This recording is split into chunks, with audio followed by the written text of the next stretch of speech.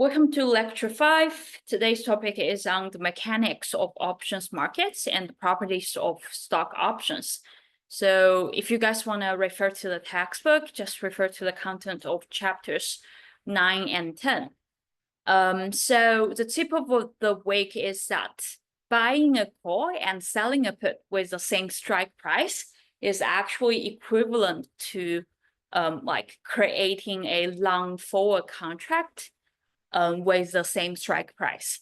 So I will be discussing this in more details when we proceed to the later slides. But for now, I will just briefly provide you guys a sketch here. So I have already drawn this payoff, these two payoff functions for you guys. So the red line, the red curve, is a payoff function of the buyer of the call, and the blue line, the blue curve, is a payoff function of the seller of the put. So if you combine the payoff of those two things, if you make the combination, you'll find out that actually effectively the payoff, the total payoff of the two predations are just going to be this, like this straight line here, denoted in green, which I'm drawing right then at the moment. So it's just this line when you are combining the red curve with the blue curve. And you, like, if you guys still remember, this green line would just be the payoff from from longing the forward contract.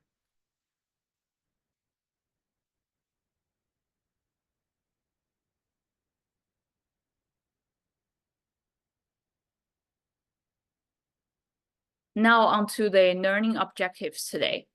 So for the learning objectives, the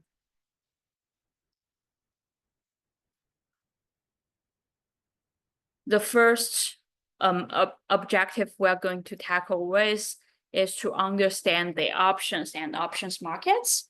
So we are going to discuss about the 4 basic options predations, like long a call, short a call, long a put, short put. And also we are going to discuss American and European options. So yeah, we will discuss into more details in later slides. So for now, you just need to remember that you have American and European. So also, we will be talking about the concept of intrinsic value and time value. So the option prices always have 2 components. One component being the intrinsic value, and the other component being time value. In other words, the option price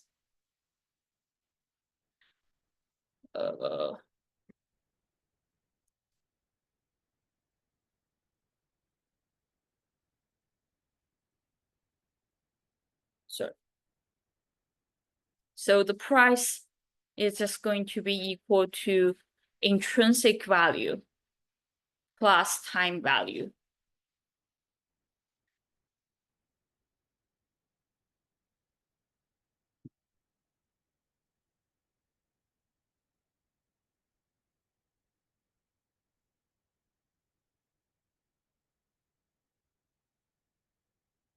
And we are going to determine whether so we are going to determine moneyness based on the intrinsic value of the options. And also there are 2 types of moneyness. So an option will be either in the money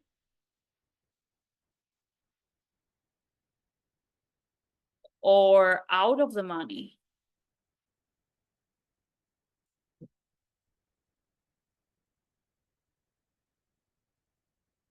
So we are also going to discuss this moneyness in more details, so don't worry about that.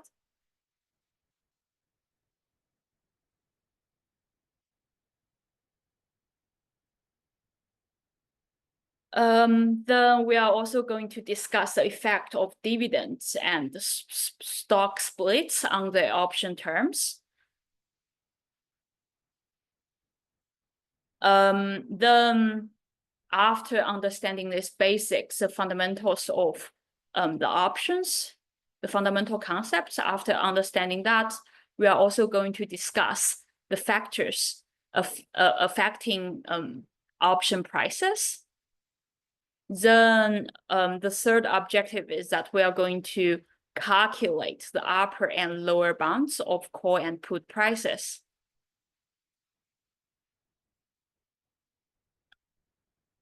Of course, we will try to comprehend what's the effect of dividends on those upper and lower bounds.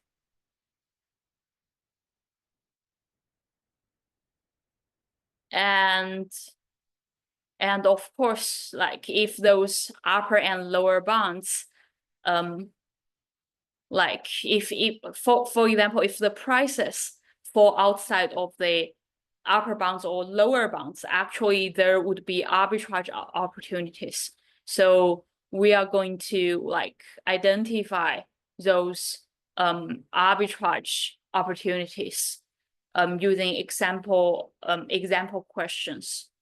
Also, there is a relationship between put prices and call prices. That's the so-called put-call parity. And we are also going to like construct arbitrage strategies based on the violation of this relationship, like of put and call parity. Then one final bit of today would be that we are going to understand the early exercise feature of American put and call options.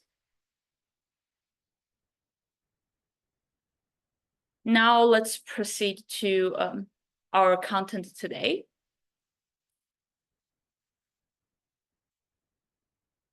So for options, there are two classes.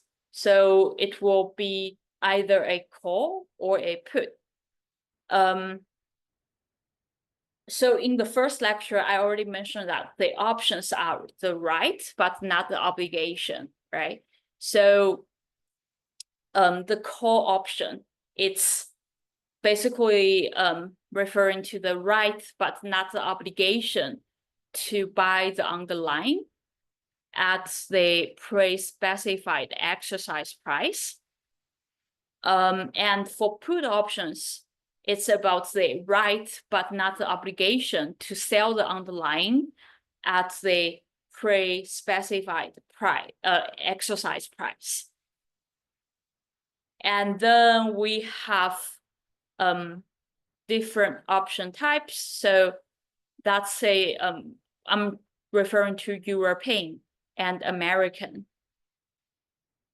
So for European, you can only exercise at maturity date.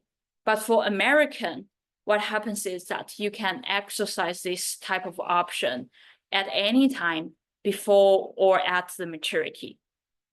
So essentially, you have more optionality with American options, so you get more choices. So you have multiple time points to choose to exercise. And since you are like having more choices for American options, so when other terms of the options contract remain the same, the American options will always worth more than the corresponding European options with same terms. So also, let's talk about option positions. So we have two types of option positions.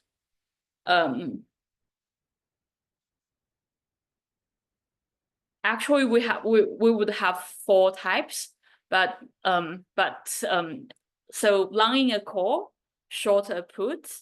Long in a call, shorter call, long in a put, shorter put. But we basically can take two actions to call. We can take two actions to call, and we can also take two actions to put. So that's why we in total have 4 types of option positions. So so the action of longing basically means that they like you have a buyer of the option. So you are buying the option. That's referred to as long. And the buyer would have the opportunity to like earn a leverage profit with limited risk, and therefore he's going to pay a premium. So he is just going to pay a premium for the aforementioned right? So this right to buy the underlying, that premium is a price of the option. And for the for shorting, it refers to the action of selling the option. And we also call the seller as a writer. The writer would be, of course, earning the premium income because he or she is selling that options, right? And therefore, he's going to collect that prices back. But the writer actually would be having obligations. So it will be having like Z will be having obligations when the buyer choose to exercise. So just imagine that when you are buying a call and you choose to exercise, this means that you execute your right to buy the underlying. And in this scenario, because you are buying, actually the seller of the call option is obliged, so it's required to basically sell that asset to you. So when you exercise your right to buy, the writer of the call has the obligation to sell to you. And also, if you think about the writer of a put option, so when the holder of the put option exercise, so the holder of the put option basically would be buying, would be selling the underlying asset at the exercise price. And to fulfill that, actually the seller of the put option is required to buy from is required to buy from the holder of the put option. So they would be having obligation to buy from the holder of the put option. Of course, I'm referring to like the obligation to buy the underlying. Now let's talk about the notations. So here we have a bunch of notations here. When you have, so this smaller c, it stands for European call option price. So C stands for call. This is smaller c.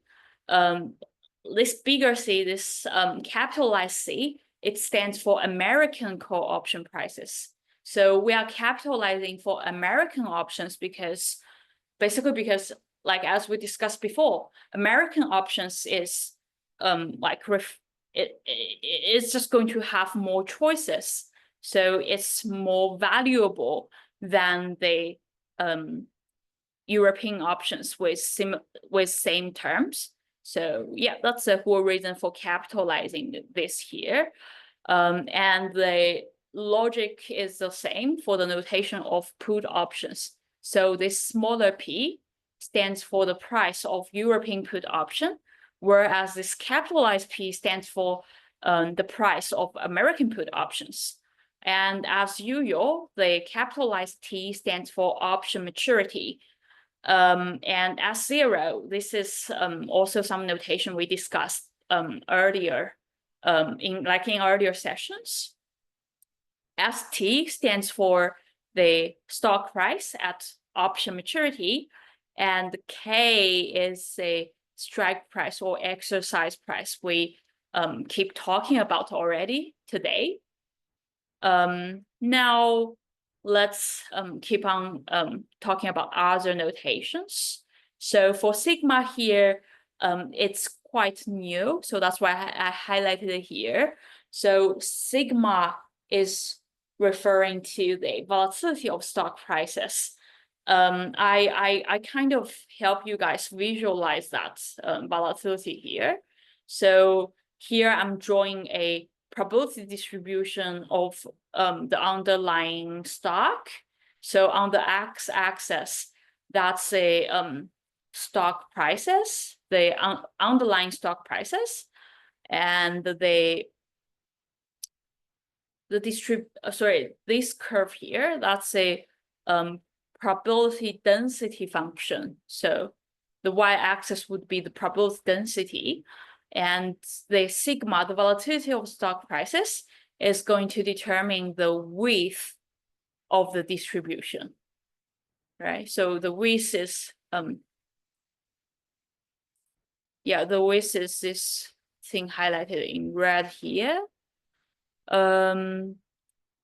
are going to talk more about talk more details about sigma just in later slides, and also its implication on the option prices. So don't worry about this for now. And pay attention that this capitalized D, it's referring to the present value of dividends. So it's not dividend itself, it's a present value of dividends. And R stands for the continuously compounded risk-free rate. Now onto the 4 types of option positions. So I know that I have already discussed this in lecture 1, but let me still elaborate more on this. So we have 4 types of options. So we can long call, short call, long put, or short put. So when we are longing a call, so here to determine these mathematical expressions, we can do 2 steps. So when we are longing a call, the buyer of the call option has the right to buy the underlying asset at maturity at the strike price K. So the first step I'm going to do is that I'm going to consider the value for the buyer of the buyer of the call if he or she choose to exercise. So if the buyer choose to exercise, the buyer is going to pay out K to buy the underlying. So that's specified in the in the contract, right? In the option contract. So you are paying out K. That's actually when you are writing it in the form of payoff function, paying out K is actually corresponding to minus K, right? So that's how we get this minus K here. And then the second, also when after you buy the underlying, your underlying asset is actually worth ST. So it's worth the market price. So also you can choose to just sell that underlying into the market. Then you will immediately receive ST. So since you are receiving ST and paying out K, so that's why in this math expression here, we have positive ST minus K. And the second step we are going to do in order to work out this mathematical expression, the second step we are going to do is that we are going to compare the value of exercising with the value of not exercising. So when you are not exercising, when you are not exercising, basically the value is just going to be 0. And so that being said, you actually choose to exercise only when ST minus K is better off than not exercising. So only when ST minus K is greater than 0. So so if you work out those 2 steps, then you'll get the mathematical expression here. So basically, it's just a maximum of ST minus K or 0. So so the maximum here enables you. So here, like inside the bracket, you are having the values of. So this is the value of exercising, and this is the value of not exercising, and the maximum is just comparing those 2. So so it's just choosing the most optimal one. So if the ST minus K is smaller than 0, then the optimal action is actually not exercising. And this mathematical expression will just spit out 0, which is consistent with the optimal action. And also, when ST minus K is greater than 0, the optimal action is actually exercising. And also this mathematical expression will also spit out like ST minus K. So it will give you the result of ST minus K. And again, that's a optimal action. So like exercising is going to be the optimal action when ST minus K is greater than 0.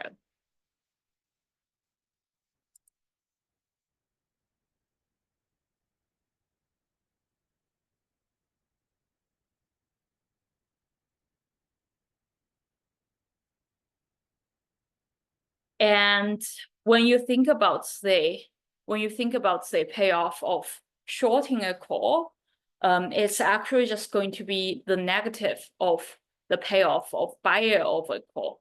So it's just a it's just that the options are just a zero-sum game. So anyone's gains are just going to be the other party's losses.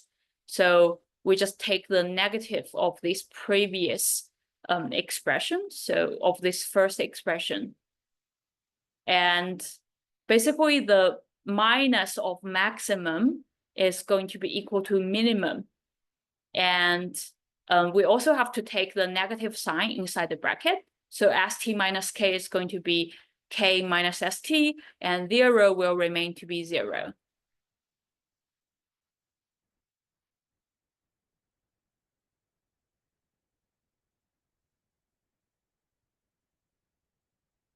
Now let me show you guys a graphical illustration of those 2 payoffs.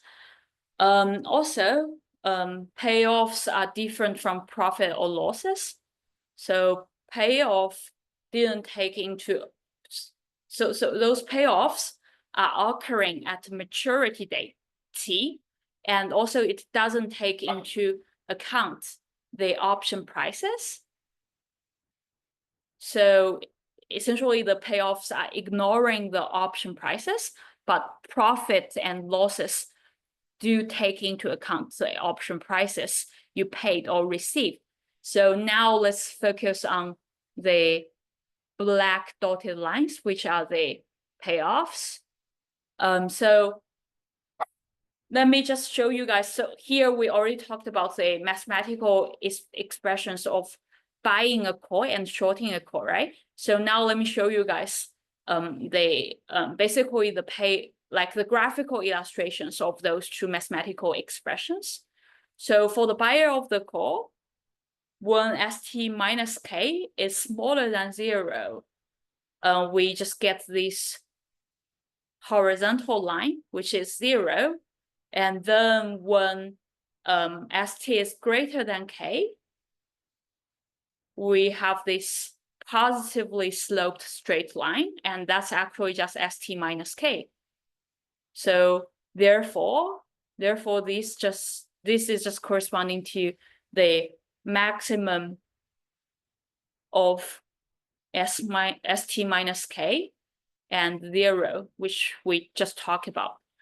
And for the graphical illustration of like the payoff of the seller of the call, it's easy. You don't have to like, you only need to memorize this for the buyer, and the payoff graphical illustration of the seller is just going to be the negative of the buyer.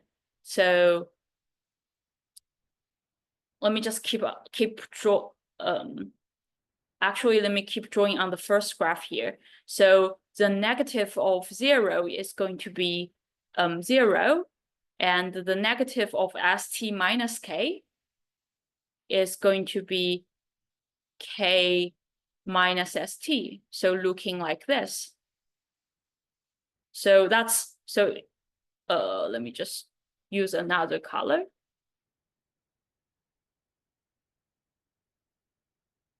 So you'll notice that this green curve I just draw as a negative of the payoff of the buyer is exactly the same as this one here, right? The second graph. So that's just a negative of the buyer's payoff.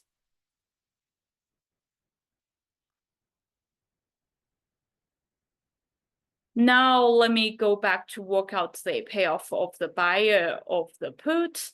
And I'm going to derive the payoff of the seller of the put based on the buyer's payoff. Since again, the seller's payoff is just going to be the negative of the buyer's payoff. So now let's take a look at the buyer of the put. So for the buyer of the put, again, we would be getting this mathematical expression via 2 steps. The first step again is that we are considering the value of basically the value the buyer is able to get after exercising.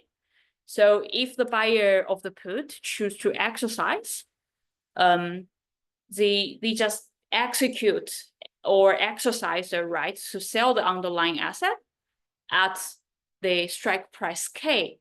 So they are going to receive K for selling that underlying as agreed in the contract. So since we are receiving K, that's why we have this positive K here. Also, in order to sell the underlying, you have to have the underlying first, right? So you have to buy the underlying from the spot market. So that's why we are. That's why the buyer of the put also has to pay ST first. So when the buyer is paying ST, when the buyer of the option is paying ST, that's corresponding to negative ST here. Then the second step we are going to do is that we are going to compare the value of exercising versus not exercising. So since like the buyer of the put has the right, they are going to exercise only when the value of exercising, that's K minus ST, is greater than the value of not exercising, that's 0. So basically based on those 2 points, that's why this payoff is written as this, like the maximum of K minus ST and 0. Then for the seller of the put, it's just going to be so it's just going to be the negative of the buyer. So you just take a negative of the third expression here. So if you take a negative of that third expression, again minus max will become minimum, and K minus ST will become ST minus K, and 0 will stay being 0.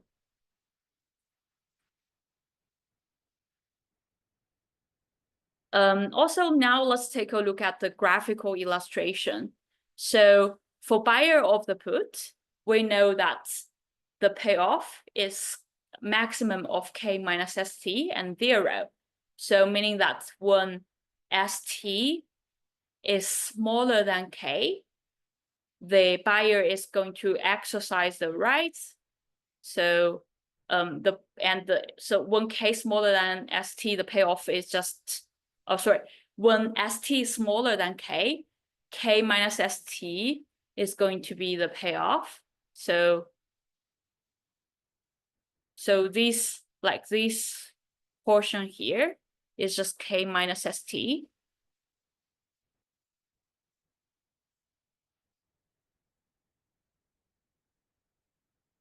And also when the price rises, when the ST is greater than K, since now K minus ST is smaller than 0, actually the buyer of the put will be better off if they choose to not exercise. So that's why we have 0 here. And again, you only need to memorize this graphical illustration for the buyer of the puts. So for the graphical illustration of the seller of the for the graphical illustration of the payoff function of the seller of the put, you just need to take the negative of this curve here. So now let me keep drawing on keep drawing on over here. Now,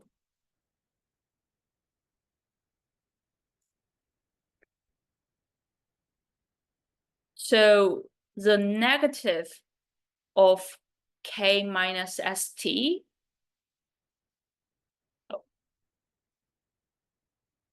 is just going to be ST minus K, right?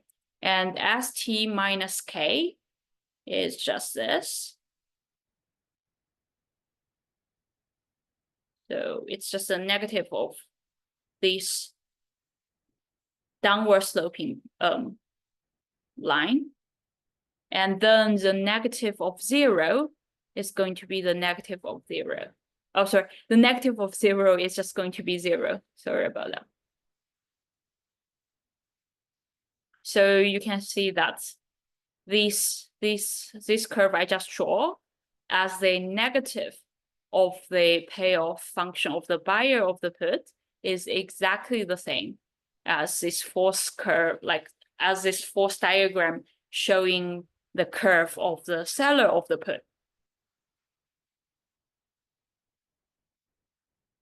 So the key takeaway here is that when you are drawing the payoff functions and maybe write out the mathematical expressions for those 4 types of option positions, you only need to memorize for the mathematical expression and the graphical illustration of the buyer of the options. So the payoff of the seller of the options are just going to be the negative of the buyer's payoff.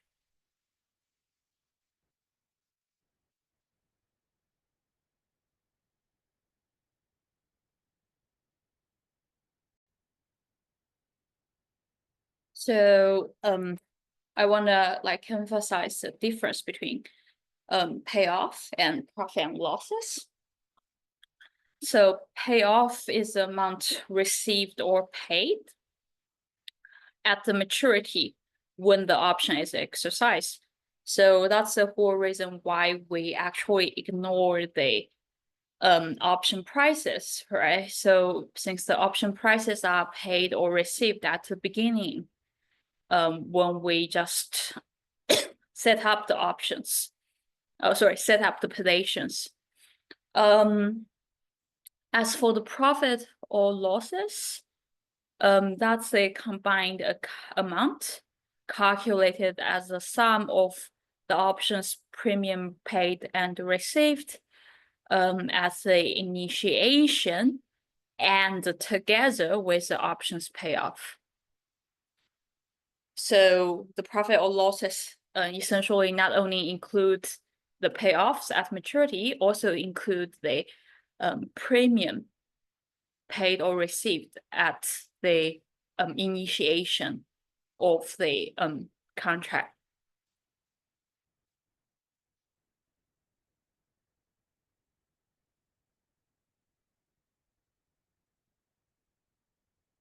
Now, after defining the payoff, we will be somehow able to discuss the intrinsic value here.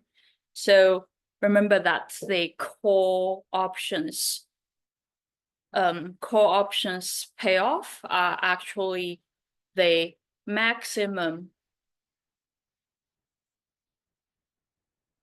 of ST minus K or 0, right?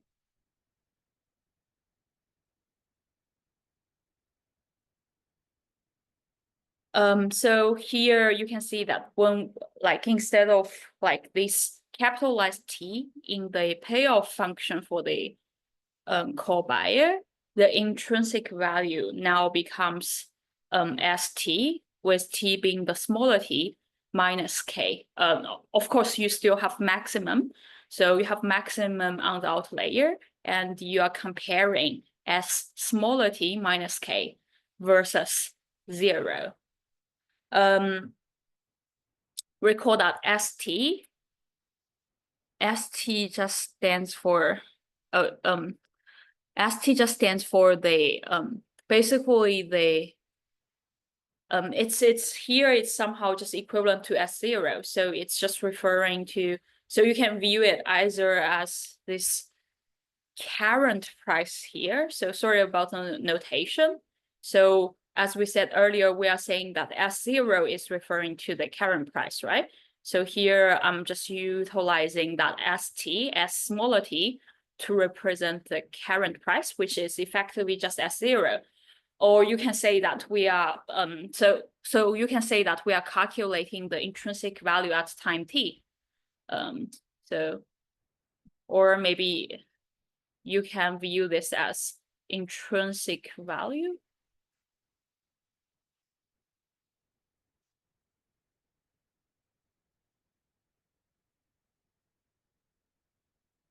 Smaller t. Yep, that's it.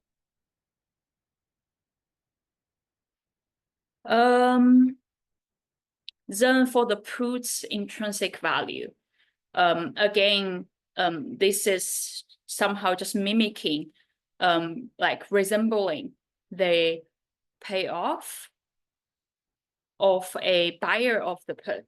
So for the buyer of the put, recall that the payoff is the maximum of K minus ST and 0, right? So now here for the put options intrinsic value at time smaller t, that's going to be equal to the maximum of K minus S smaller t and 0. So smaller t. Then we also have this concept called as time value. This is like the excess of the option's current price above its intrinsic value, or in other words, the total price or the option premium is just equal to intrinsic value plus the time value.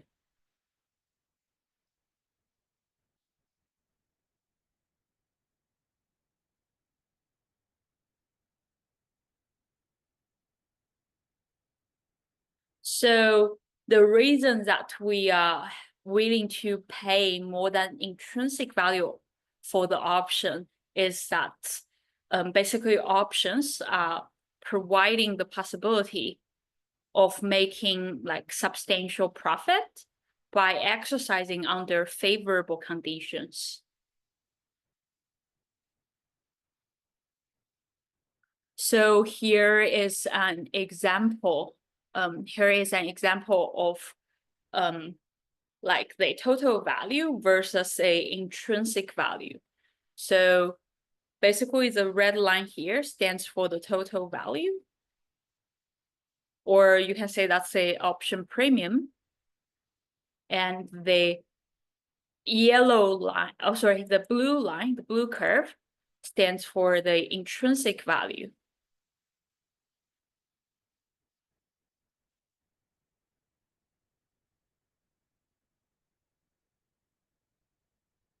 So the specific example here is corresponding to like the stock price trading at 43.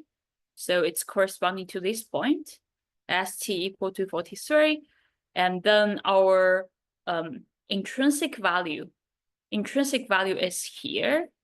The intrinsic value is 43 minus 40. That's going to be equal to the 3 here. And also we know that the option premium is on the red curve here, and that option premium is 5. Therefore, the time value will just be 5 minus 2. It's going to be this interval. Sorry, let me change the color.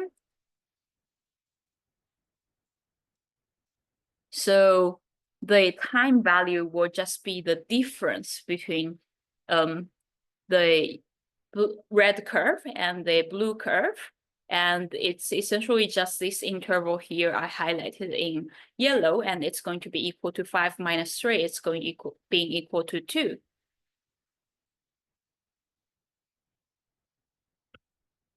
Now, let me discuss more about the terminology here. So if you and before I proceed to discuss about moneyness, let me also discuss a bit about this graph here.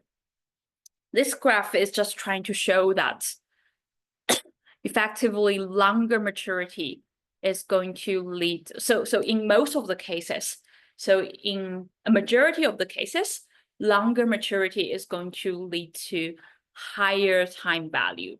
So you can see that the green line is a 1-day maturity option, and the purple line that's corresponding to 2 months of maturity, and the orange line, orange curve, is corresponding to 4 months.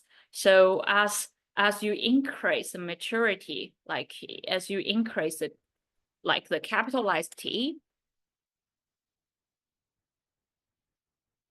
sorry. As you increase the capitalized T, we can see that the option premium, so those curves, those are the total value, they actually become higher and higher, and that's due to the increase in the time value. Now let's proceed to discuss about moneyness. So moneyness is describing how ST, the current price, or you can say that that's a price at time T. So how the ST is comparing to the exercise price K. So we actually have 3 types of moneyness. So let me go.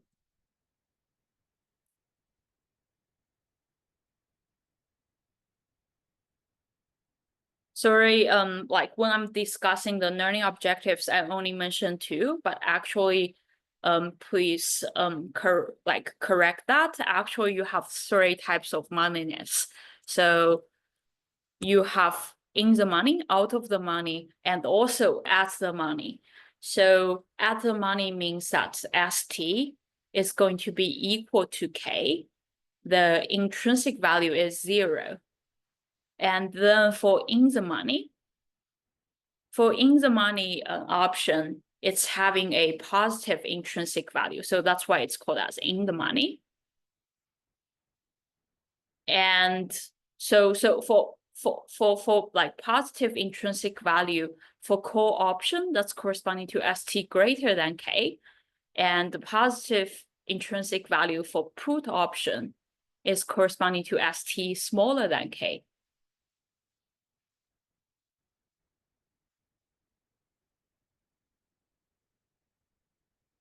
So perhaps these 2 like graphical illustration is able to help you guys better comprehend.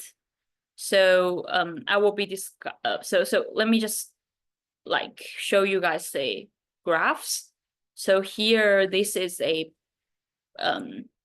this is the intrinsic value of a call option.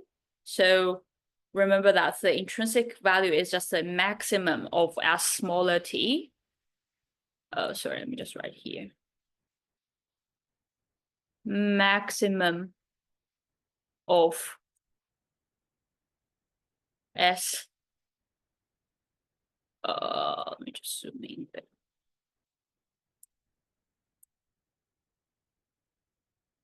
Maximum of ST minus K and 0. So therefore, the graphical illustration will be looking like this.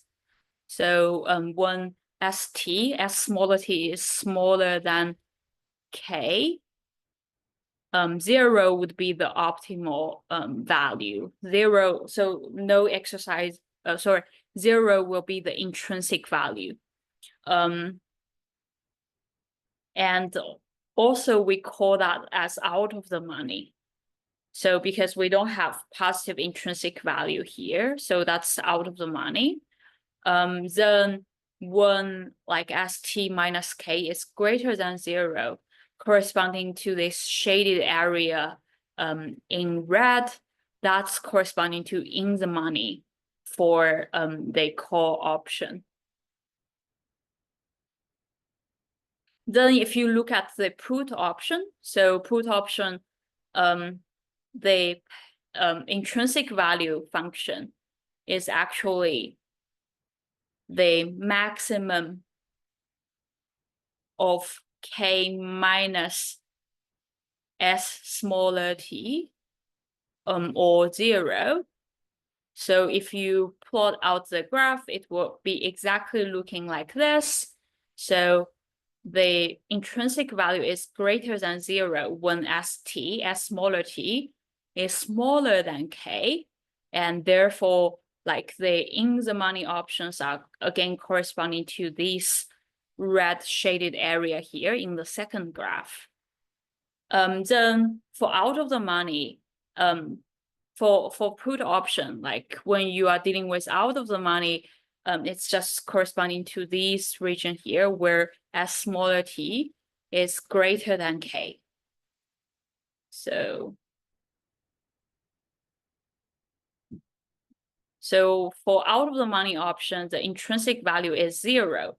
And for call, like for out of money call option, ST is smaller than K. So corresponding to this region. And for put option, it's corresponding to this region here.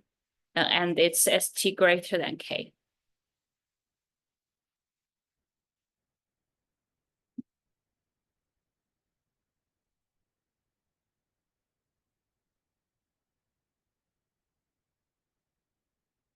Now let's investigate the effect of dividends and stock splits on basically on the strike price and on the option numbers. So let's consider an options with the strike price of K. Actually, the dividends are not going to influence the strike or the number. So no adjustments will be needed if we only have cash dividends. But if we have an N4M stock split, so meaning that N4M, meaning that for every M shares, you get actually now N shares. So basically N4M means that the M old shares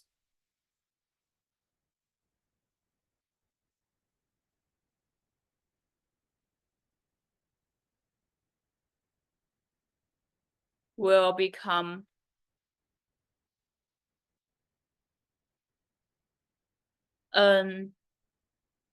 new shares.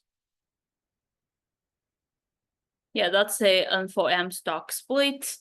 And it's so this stock split is going to influence the strike price and the number of options. Basically the initial price will now become M over N times the initial price. So the initial price will change into M divided by N times itself. And then the number of options will also change. The number of options will now change into N over M of what you have before. So the price is going to change into M over N of the initial price, and the number of options is going to change into N over M of what you have before. So yeah, let me raise a more concrete example. So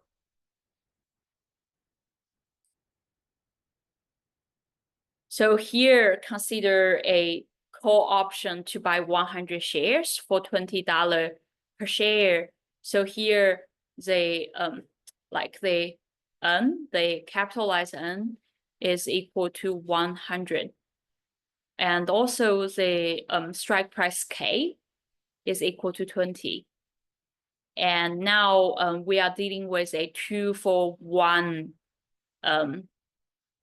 stock split, meaning that we are dealing with N equal to 2 and M equal to 1. So every single old share is going to become 2 new shares. So now let's determine the number of determine the number of options and the new strike price. So remember that the strike price. Actually, let's determine the number of options first. So for the number of options, if you refer back to the formula here, that's going to be N over M of what you have before. So before you have 100. So now the new number of options is going to be equal to N over M times 100.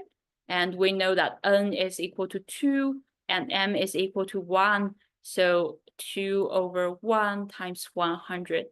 Therefore, you are going to have these 200 options, 200 shares.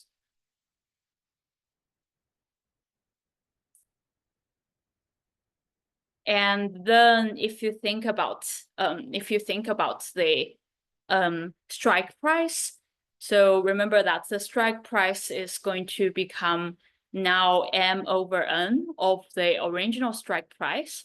So M over N times the original strike price of 20. And that's going to be equal to 1 over 2 times 20. And therefore we get $10. So that's why we have this statement here. So after this 2-for-1 stock split, you are going to have call option to buy 200 shares for $10 per share. So that's a application of those two formulas here. Then let's also think about stock dividend. So far we are discussing about the stock split and cash dividends, right? And we are saying that cash dividends are not going to influence the option terms at all. So what about 5%? What about stock dividend? And here the concrete example we are using is a 5% stock dividend.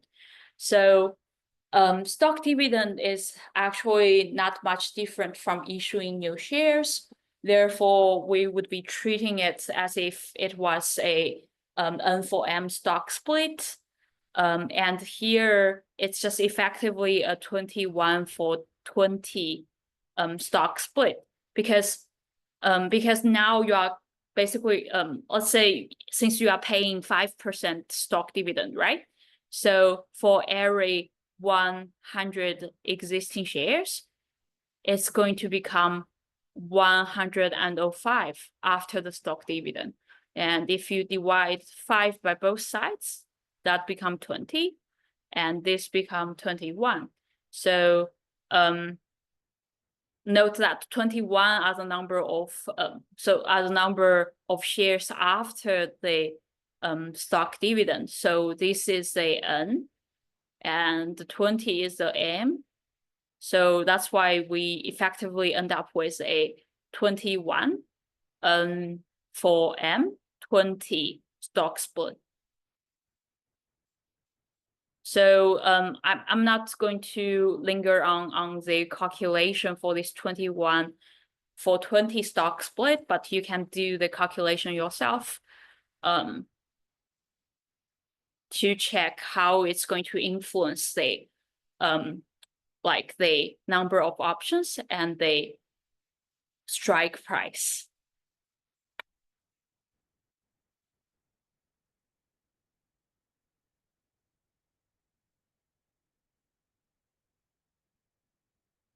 Now on to exchange traded options. So for exchange traded options, the underlying assets can be stocks, can be foreign currency, can be stock indices, and it can be futures. So we are going to discuss the later three in lecture 10. So today we are going to focus on the first. So we focus on the stocks.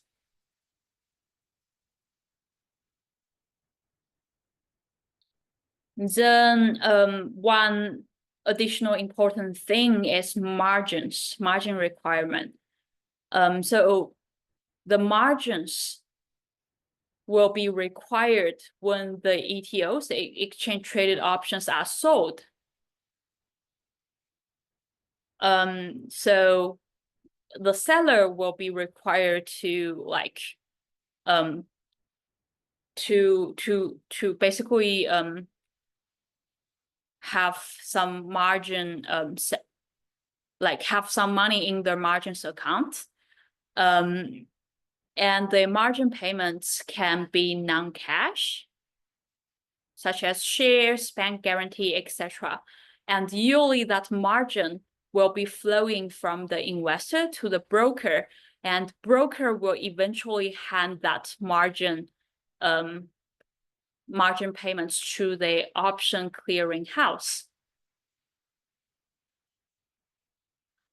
And also, although I'm saying that the margin payments can be non-cash, actually only cash margin will going to earn interest.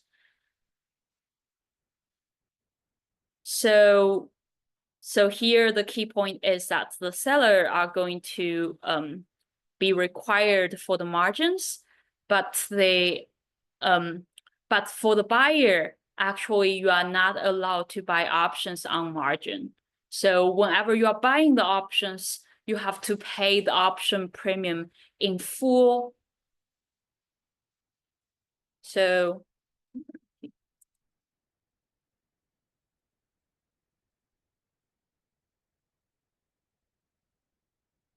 the key takeaway here is that for exchange traded options, the margin requirement is only for sellers.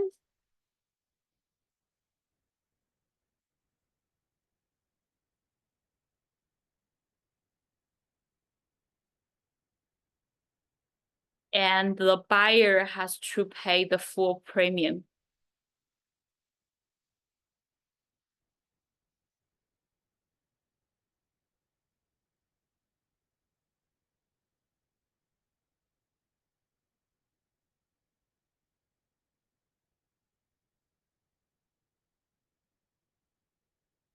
And for options, we may have a market maker. So the market maker are like stand in between both, like in the buyers and the sellers, and acting as a counterparties of both sides. So it's going to be, so effectively it's going to be the seller of the buyer and the buyer of the seller. So by doing that, by standing in the middle, the market makers are adding liquidity to the market.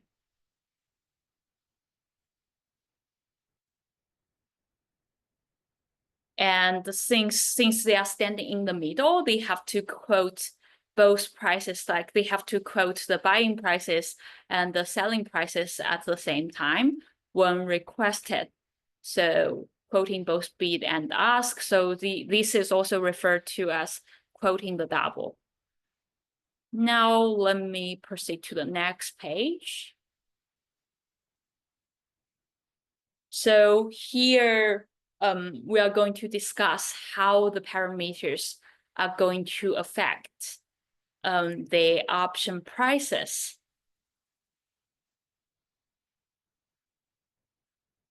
So let me expand them one by one. For S0, we can see that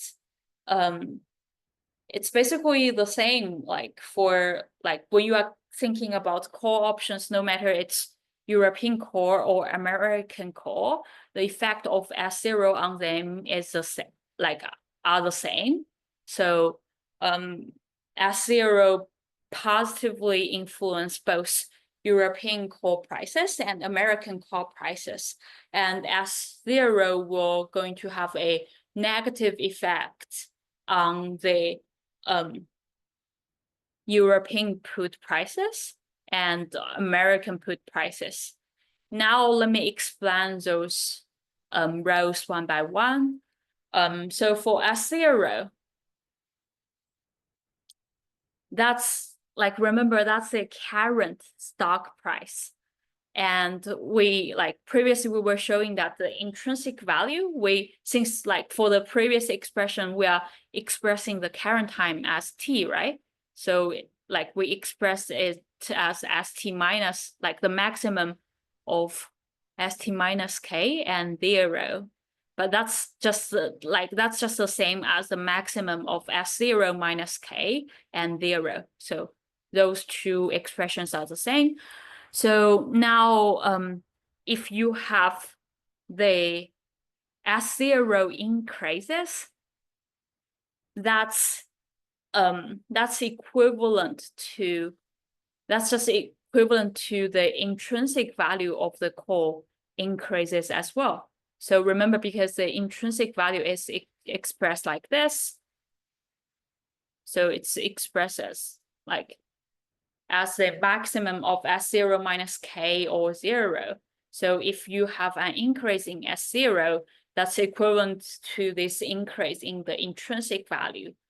And also we know that the price is equal to intrinsic value plus time value. So if you have intrinsic value increases, then that naturally leads to increase in the price. So basically S0 increases lead to intrinsic value increases, which is further going to increase the option price. So that explains the positive sign for the European call and American call.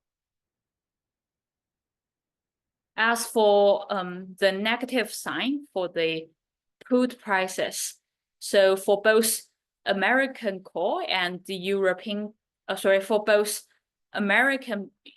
both European put and American put, the intrinsic value of the put is written as this. So it's the maximum of k minus 0 or k minus S0 or 0.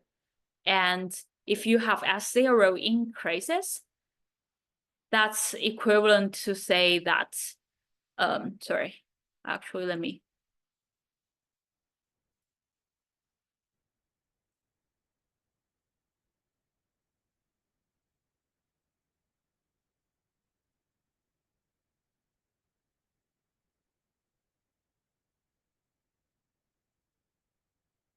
Since the intrinsic value is expressed as a function of k minus 0, this means that when S0 increases, K minus S0 is going to decrease, and the intrinsic value is going to decrease as well.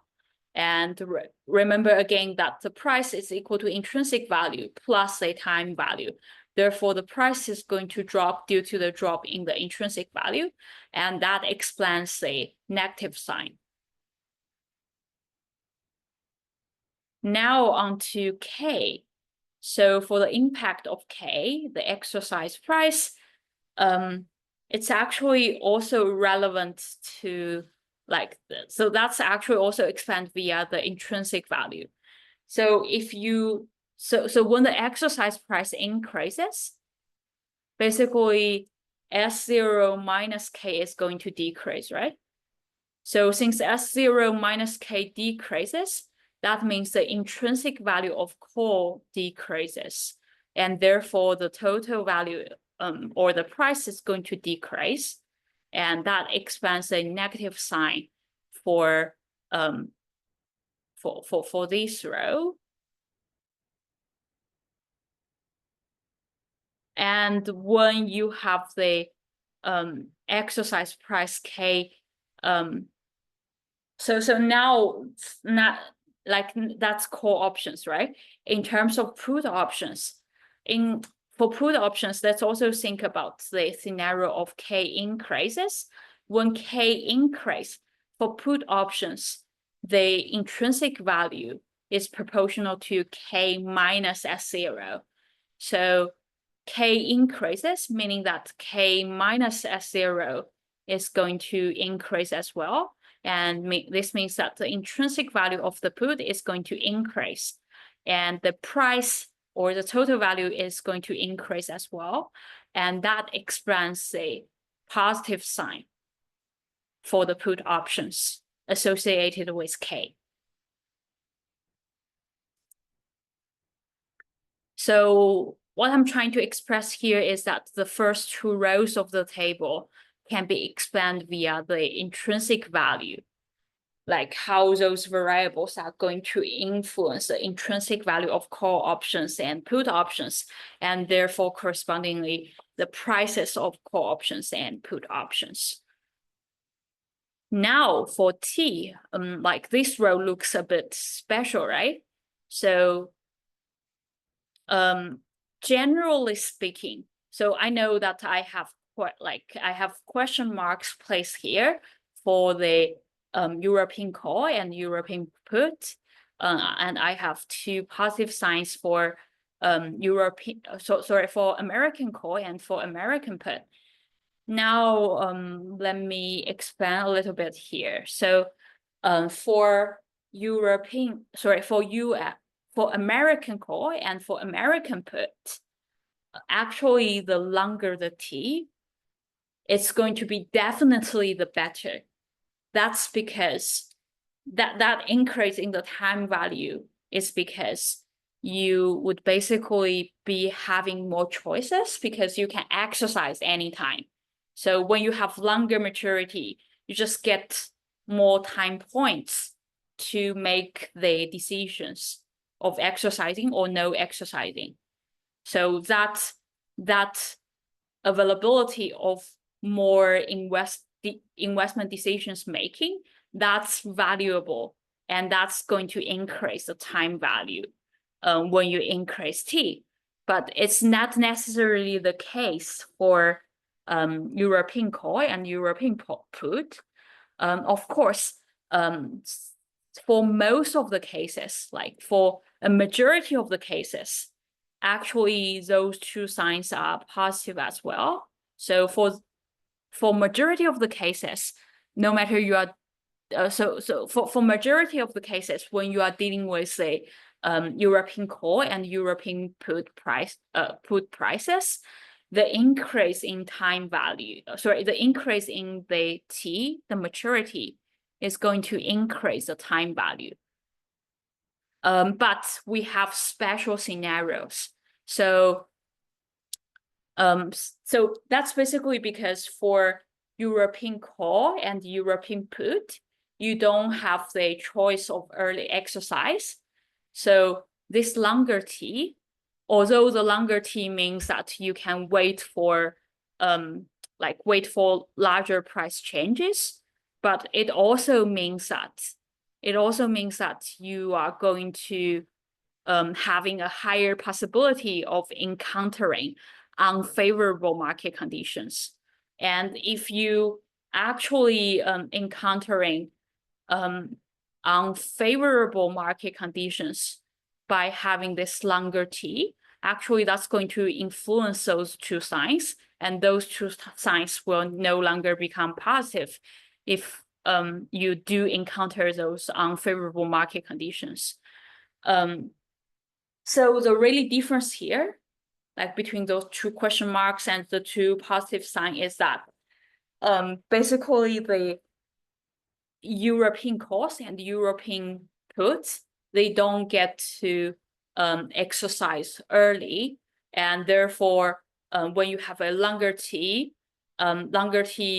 well, on the one hand means that it's likely that you are going to have higher time value, but on the other hand, it also means that you are going to have a higher possibility of encountering like unfavorable market conditions. So that's why like for some of the cases, those two signs may not be positive. But for majority of the cases, it's positive.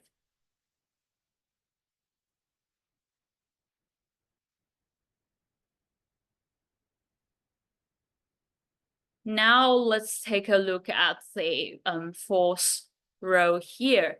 The fourth row is the sigma we talked about earlier. Actually, I will return to the sigma like in the next slide. So now let's discuss the also I will return to the interest rate, like they are later in the next slide as well. Let's first discuss the influence of D, the present value of the dividend. So when you have D increases, so that increase in D, we all know that it's going to decrease the stock price, right? So it's just corresponding to decrease in D. And when you have decrease in D, the increase in D is corresponding to decrease in S. And when you have decrease in S, if you refer back to the intrinsic value expression of the call option, a decrease in S is corresponding to a decrease in the intrinsic value of the call option. And therefore, that's going to be equal to a drop in the price of the call option. So that's corresponding to the minus sign of smaller c and larger c here for this last row. Then if you think about the influence of D on smaller p and larger p here, again, D increases, meaning that the stock price decreases, and recall that the put's intrinsic value is associated with K minus S0. So when S0 decreases, K minus S0 increases. So your intrinsic value of the put increases, and that's corresponding to an increase in the total value. And that's a basically the positive sign here in the last row for those 2P.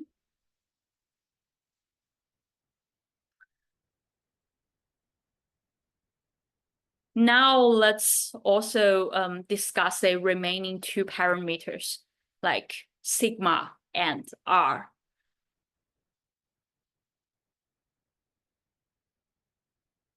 For sigma, we know, so from the table, we actually know that the higher the volatility, the higher the value of the option, like no matter the option type, no matter it's call, put, or the like no matter it's American call, American put, or European call or European put, as long as sigma increase the price, the option price is going to increase.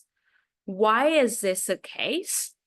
So remember, like at the beginning, I'm showing you guys that the volatility are just the width of the distribution, right? So I'm just drawing two distribution of the ST here.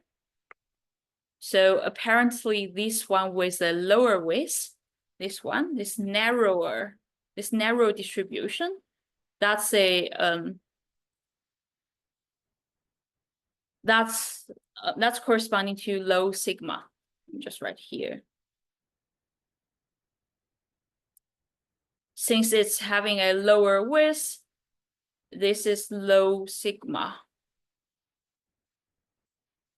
Actually here in my example picture here, sigma is equal to 1. And as we can see for the other distribution, it's having a larger width and it's having a high sigma of 3 here.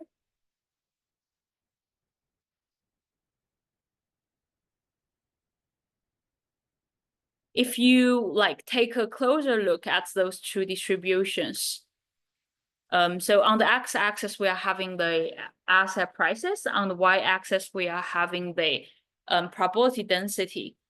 If you look closer to the probability density function here, you'll find out that basically when you have higher sigma, when you have this wider width, you will be having a higher probability of having both higher values and also higher probability of having lower values.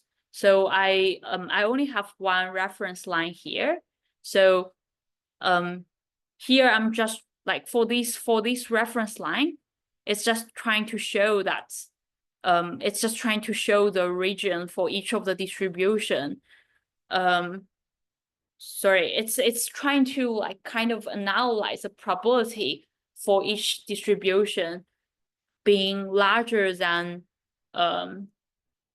what's this amount? So let's say being larger than 1, yeah, 106.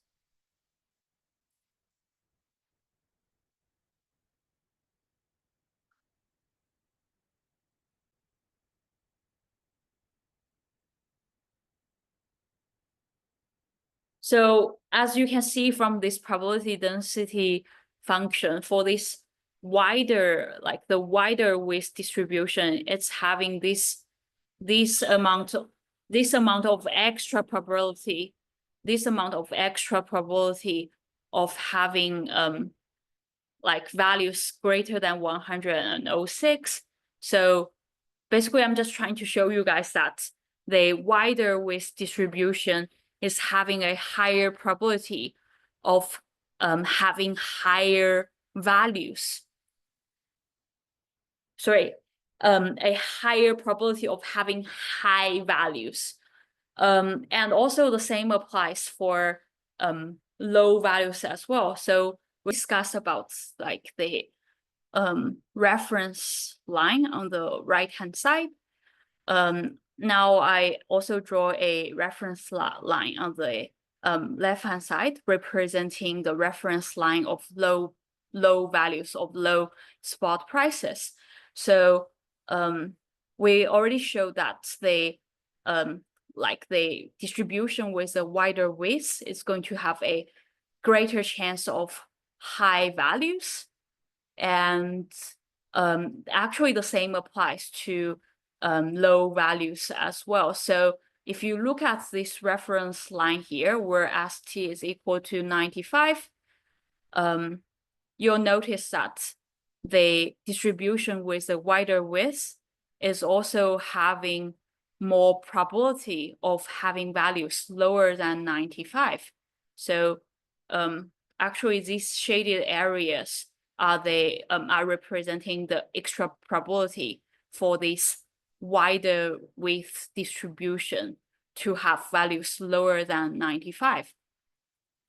So here, yeah, via this diagram via this figure here. I'm just trying to show that greater volatility means that you have a wider distribution, and correspondingly, you are going to have greater chance of high values and and also greater chance of low values as well. But if you think about call options, for call options, you don't execute at low values anyways. So that means you are going to have a greater chance for high values, which are favorable market conditions for you. So in this call option example, basically greater sigma translate into greater chance of higher values and greater chance of encountering favorable market conditions. The same also applies for put. So if you think about a put, you again, a higher sigma means that you are going to have greater chance of high values and greater chance of low values. But the fact is that you don't execute at high values anyways. So effectively, you are going only remained with greater chance of low values, which are favorable for the put holder. So yeah, that's so basically the greater the volatility, the greater the probability that you are going to the option holder are going to encounter favorable market conditions. Yeah, that's why we have this row of positive, this row of positive signs here.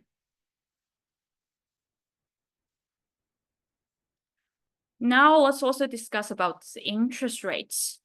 So for interest rates, it's somehow tricky. So you don't have really to know about the derivation of those signs here, but I will still try to explain. So basically, according to CAPM, if you have the interest rate increases, that's the risk-free rate. So the R is the risk-free rate. Higher R means that you are going to have higher expected return and also higher. So consequently, you are also going to have higher expected future prices. If that rise in the expected future prices is higher than the rise in the expected return, the spot price is going to rise as well. Yeah, that's a logic here. And then the rest is derived based on the impact of the spot price. So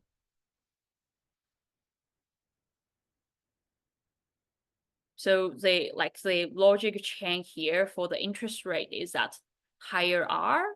So I already described the part of it, but so if the expected future prices are high enough, that's going to lead to high S0. And remember that high S0 is going to lead to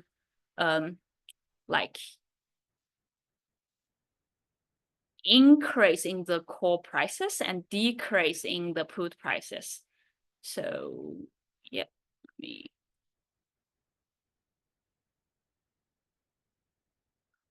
so call is going to increase and put is going to decrease. So these for the relationship between S0 and the call and put options, those are remember those are derived based on intrinsic values, right?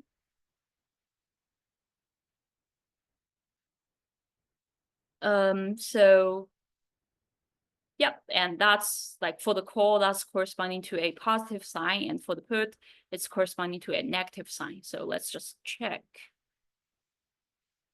Yeah, that's exactly what we have here.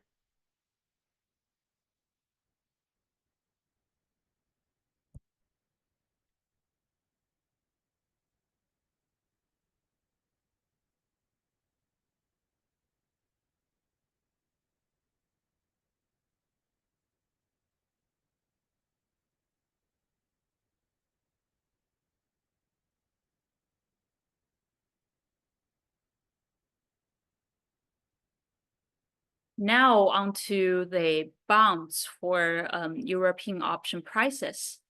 So for the call,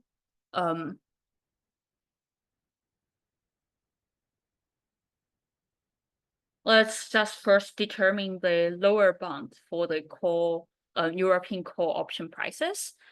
Think about the intrinsic value at maturity. That's going to be like for the call option, that's going to be ST minus K, right? So it's just ST minus K. And so the idea of the lower bound here is that they since the option price is equal to here.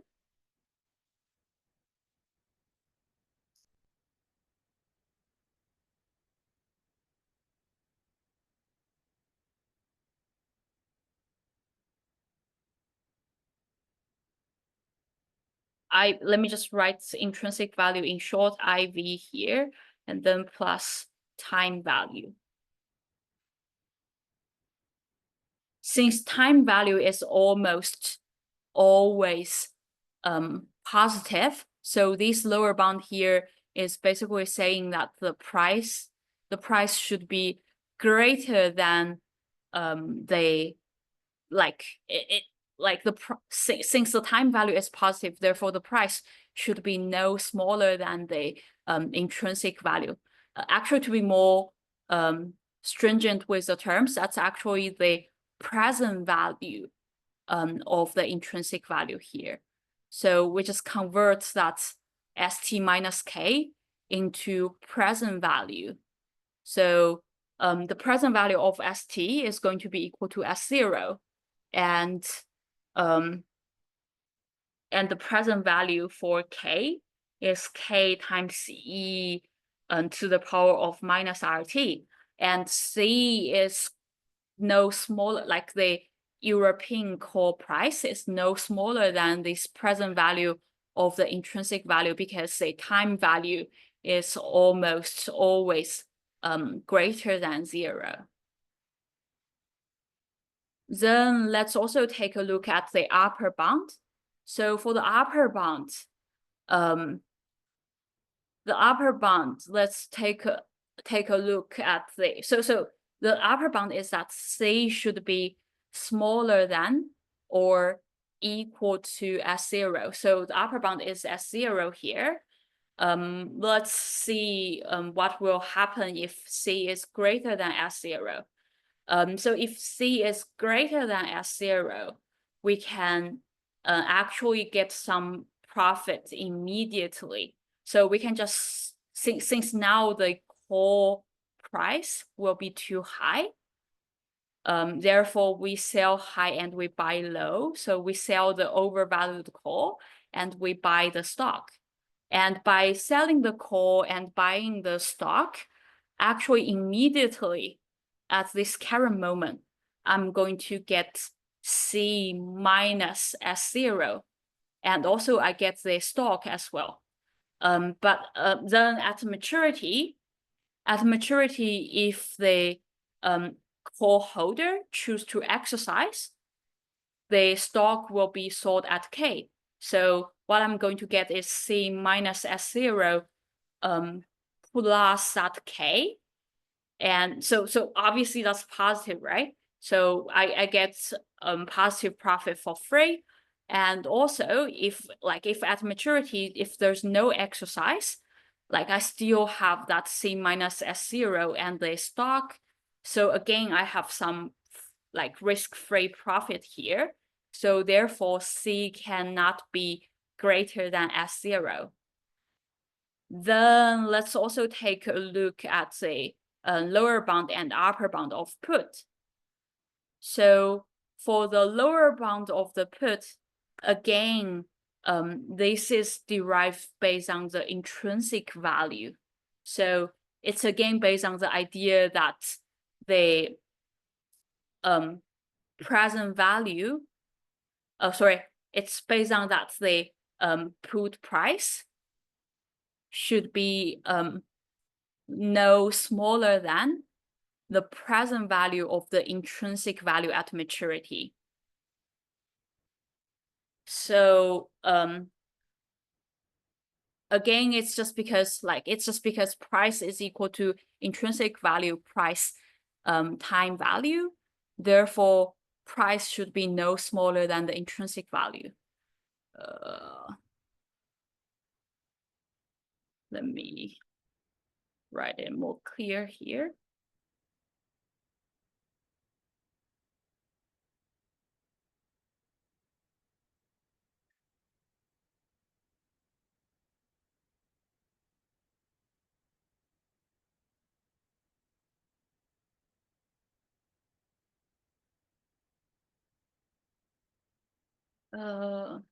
Perhaps I will just create another page to illustrate the logic here, like of the lower bound of the put. Let me just add another page.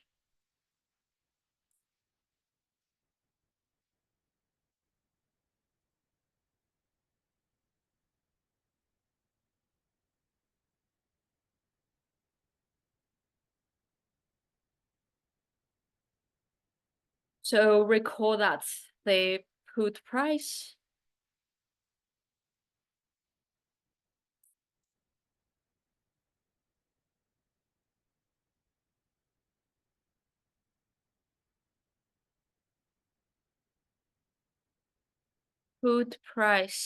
sorry,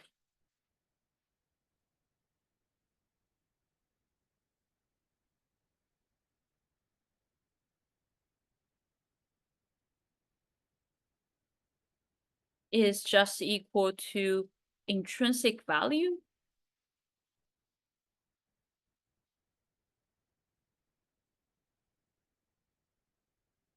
plus the time value, right? Therefore, what we have is that the put price should be greater than or equal to the intrinsic value, since for most of the time value is no smaller than 0.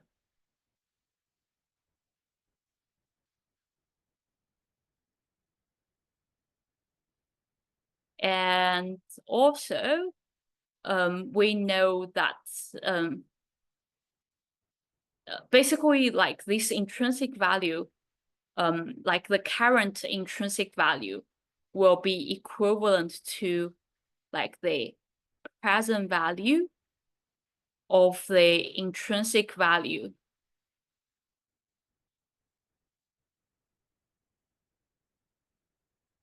at maturity.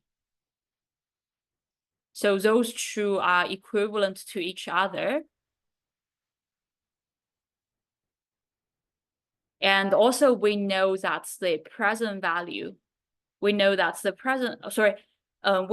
the intrinsic value at maturity, IV at maturity. Let me just write IV of maturity first, and then I will show the PV here. So IV, let me just write it here on the side.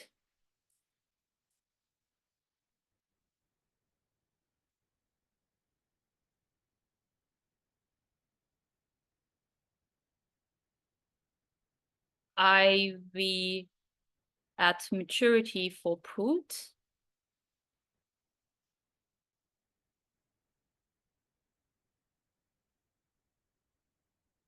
is just the maximum of K minus S capital T and or like 0. So that's a intrinsic value without discounting here at the maturity for put. Now we are looking for the present value of this value, right? So present value, and that's actually just equal to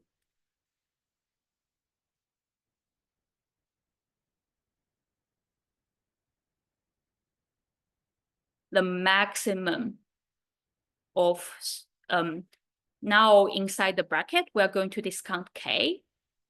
When we are discounting K back from maturity to the current time to time 0, we're just using this discounting factor e to the power of minus RT.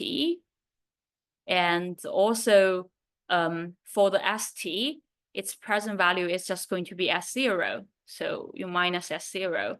And the present value of 0 is just 0. Yeah, that's how you work out that like lower bound for the put. Actually, although my explanation of the lower bound of the call is a bit unclear, but it's just derived the same way as this page, like as a lower bound for the put. Now for the upper bound of the put, there's a quick way to memorize that. So you can just think of the scenario where your S0 becomes 0, like it's very extreme, right? So when you have extremely low stock price,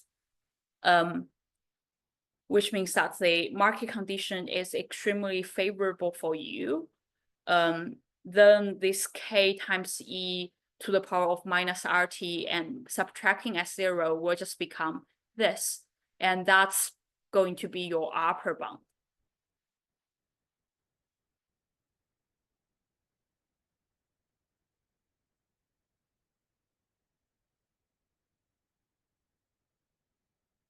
Then let's also take a look at how dividends are going to influence our lower bound and upper bound. So actually the influence is straightforward here. So previously I was showing the bounds without the dividends. If you introduce dividend into the bonds, basically you are just replacing S0 with S0 minus D. Note that the D here would be the present value of the dividends. So now, now instead of for example, for the call option, now the lower bound is no longer the maximum of S0 minus K times E to the power of minus RT or 0. Now it's no longer that. Now we have like an extra term of minus D here. And also for the upper bound, it's no longer C smaller than or equal to S0.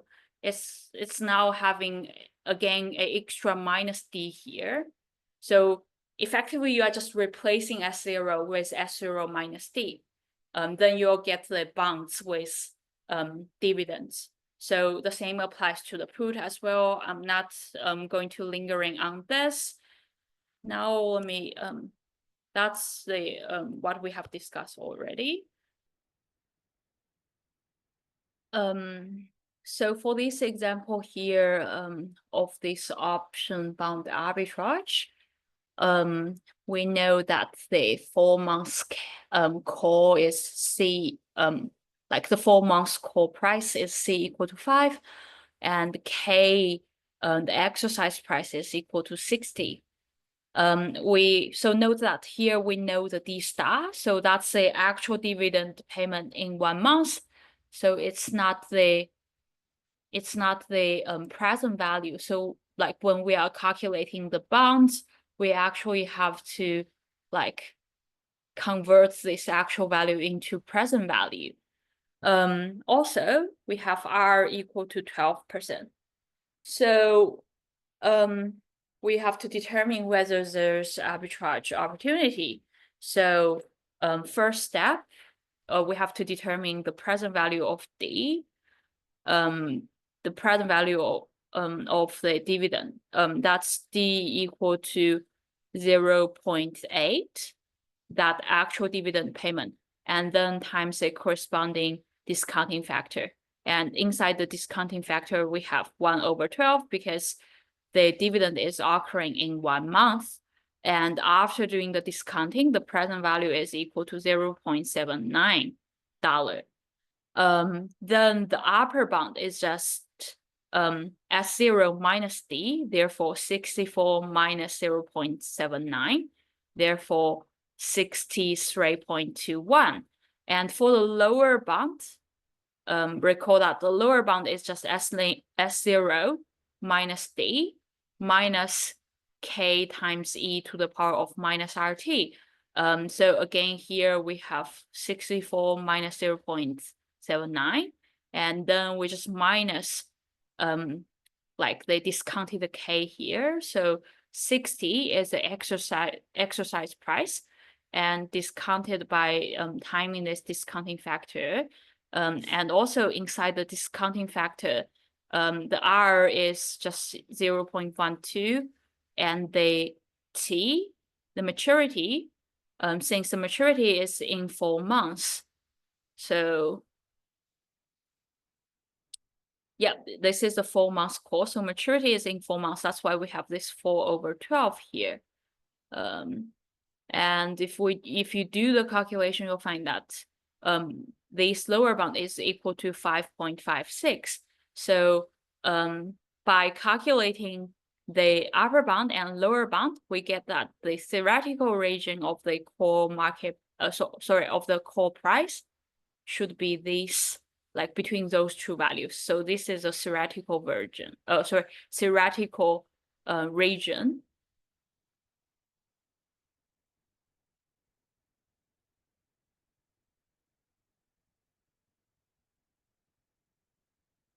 But it turns out that the $5 of the core market price is too low compared to the theoretical region. Therefore, it means that the core is actually undervalued. So what's going to happen is that we actually have a like arbitrage opportunity, and we can buy low, meaning that we can buy the call. And also, before I discuss the details of the arbitrage strategies, let me show you guys the profit associated with that strategy first. So the profit associated with our arbitrage strategy is at minimum 0.56. That's just obtained via this lower bound 5.56 minus our market call price. Now let me show you guys the details of the arbitrage opportunities. The details of the arbitrage strategy.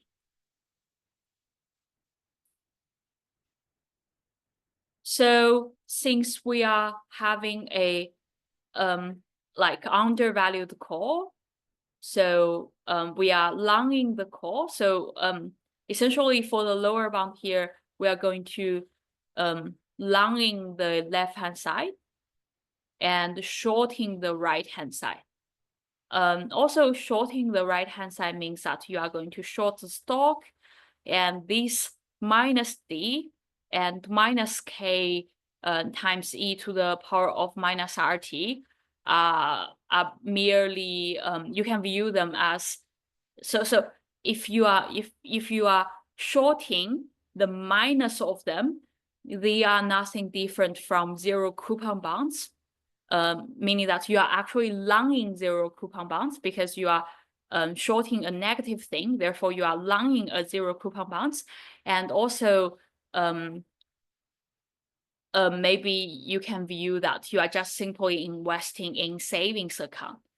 So that's that discussion here of longing the left-hand side and shorting the right-hand side brings to the, basically would lead to the strategy here. So let me show you guys the strategy.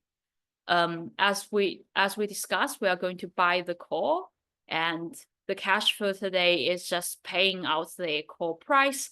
And recall that the call price is 5. Therefore, the cash flow today associated with buying call is going to be -5. Then when you short the stock, you short the stock, you are going to receive $64 back.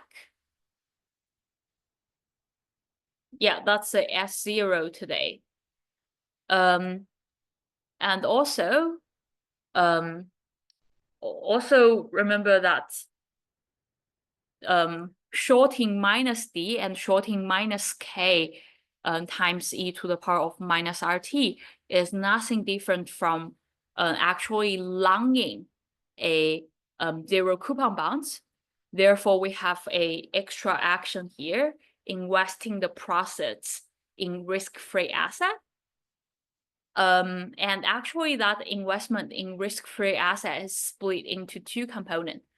One component is just that you set aside the present value of the dividend, which is $0.79, which we just calculated, and you are setting that aside because you want to utilize that part of the savings to pay for dividend in 1 month.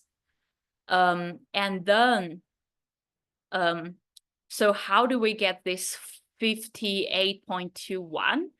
Actually, if you do the calculation here, since we have already received 64, right? So let me change the color here. 64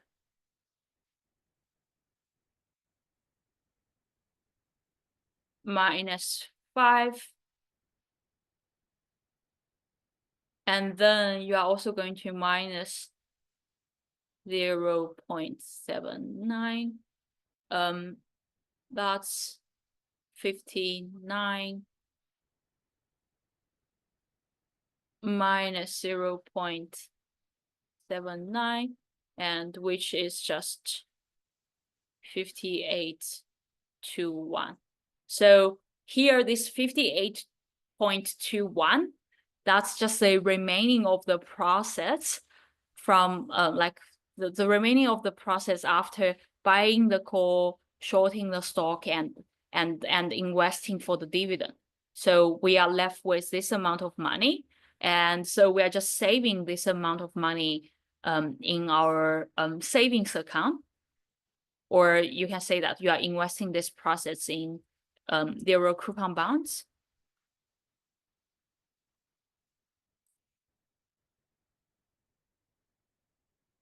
So I know that I said we are longing the so before I discuss the outcomes of the actions today of the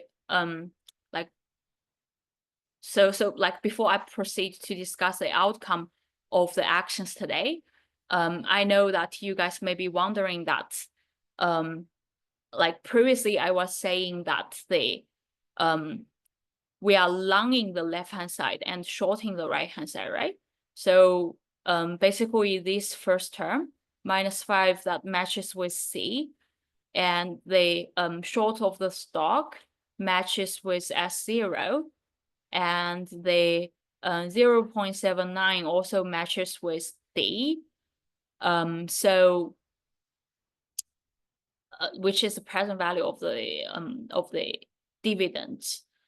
So you may be wondering that why this 58.21 actually do not match with K times e to the power of minus RT. Actually, if you do the calculation, that term, like K times e to the power of minus RT, it's actually going to be equal to this amount.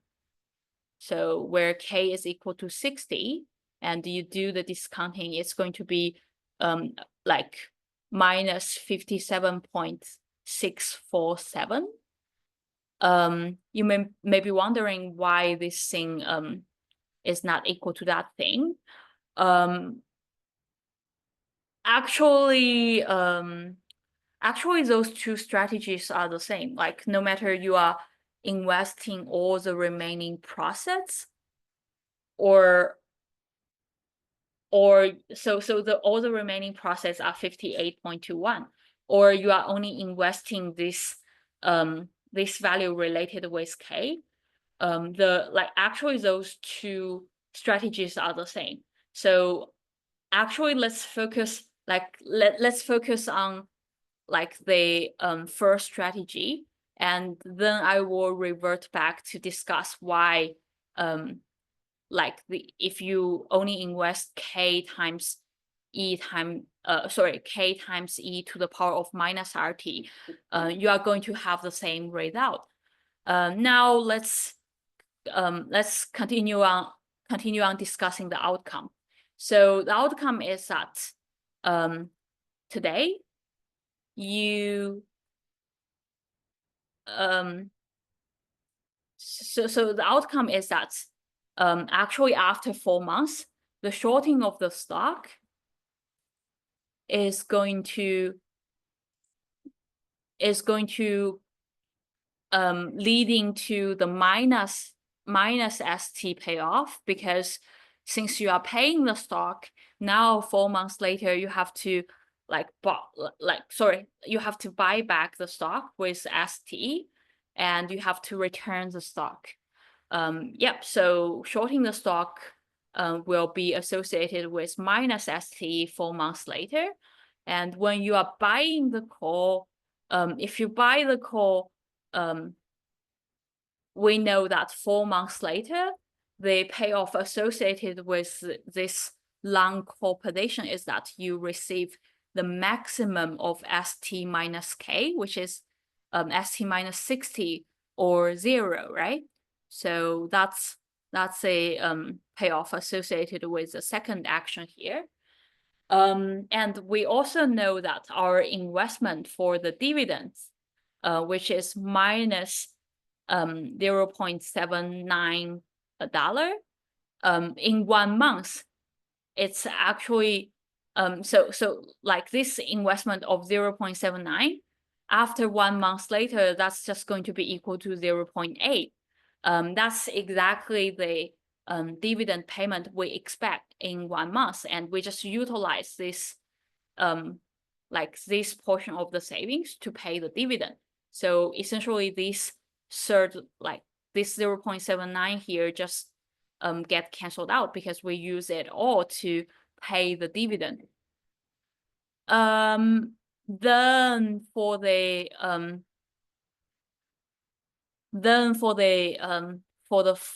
fourth action, you are investing all the remaining profits again into the risk-free asset.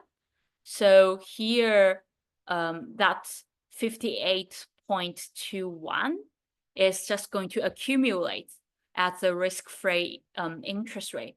Therefore, we use this 58.21 times the future value factor. And that future value factor is e to the power of 0.12, that's a risk-free rate, times the time until maturity, which is 4/12. And then that's going to be equal to 60.58.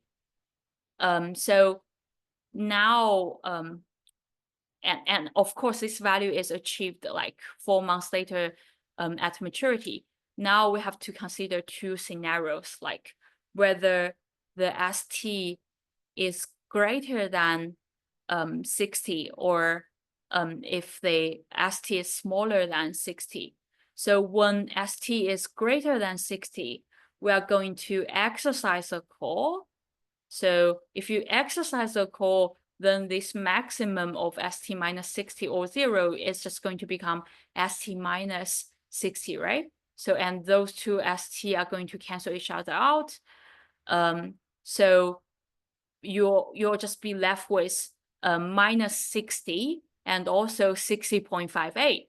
And therefore the profit is going to be equal to 60.58 minus 60. And that's 0.58.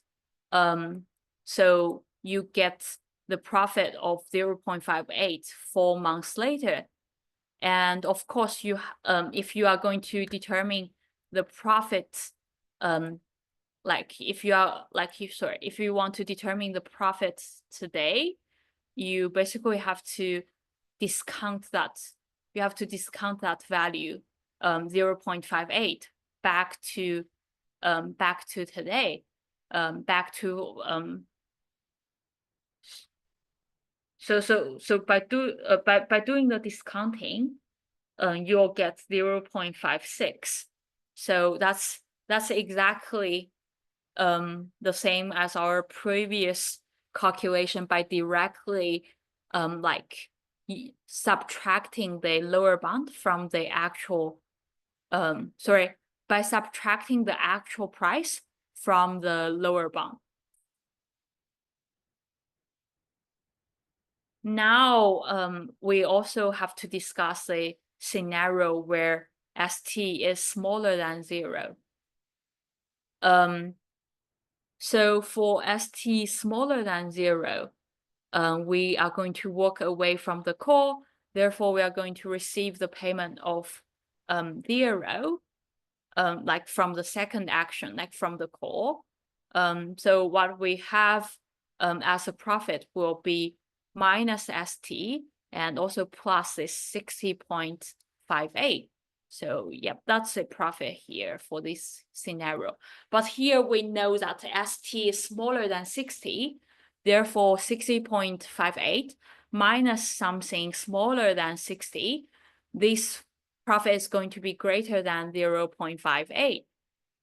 So that's why, like, that's the whole reason why we are saying that this 0.56 is a minimum profit we're going to be able to get. Now let me explain why this thing here is different from K times like our let me like explain why our investment like in the risk-free asset is different from K times e to the power of minus RT. So actually those two strategies are the same. So if you do the first strategy we just discussed, since you are investing all the remaining cash flows, so for today, your like your initial cash, like your initial outlay is going to be 0 because you are investing all you get from the first 3 actions.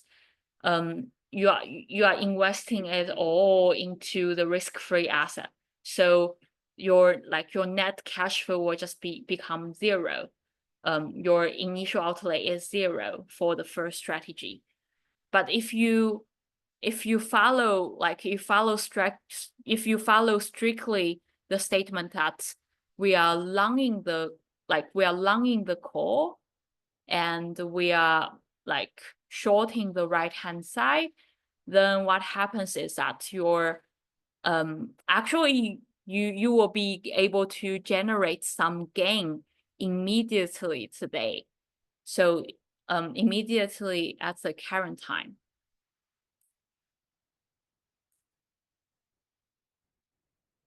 Let me show you guys.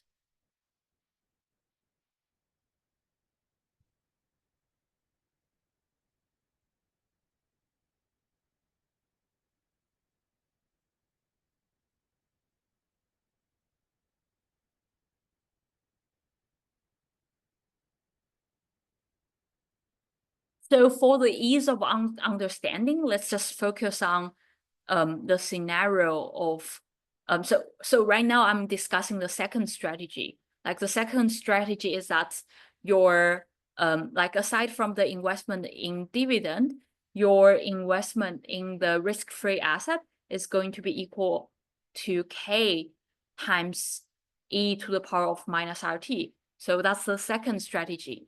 And to derive the cash flows of the second strategy, and for simplicity, let's focus on the scenario of ST greater than 60. So let's see what's going to happen for the second strategy 4 months later. Perhaps also today. So let's do it.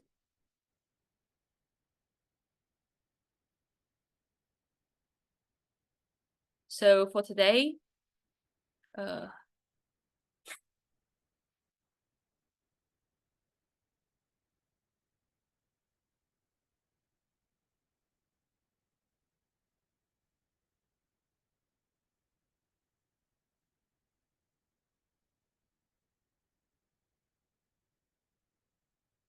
shorting the stock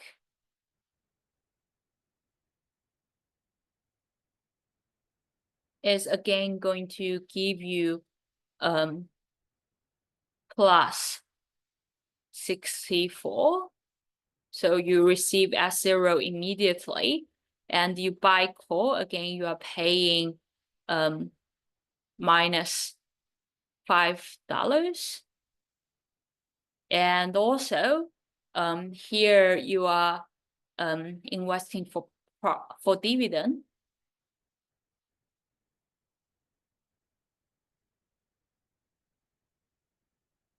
That's going to be equal to minus 0.79.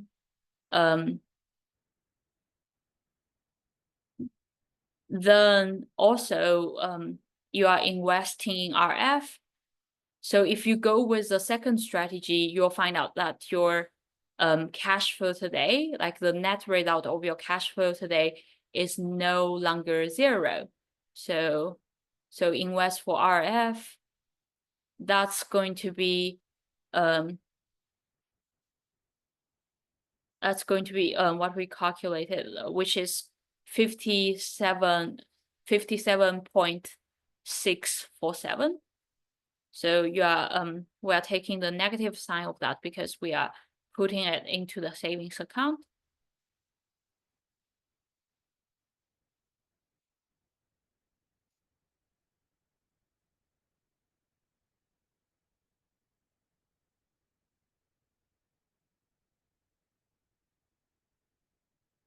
So if you do the calculation, what you actually you will be able to get something today. So 64 minus 5, that's 59. 59 minus 0.79 minus 57.647. That's going to be equal to, let me just do the calculation.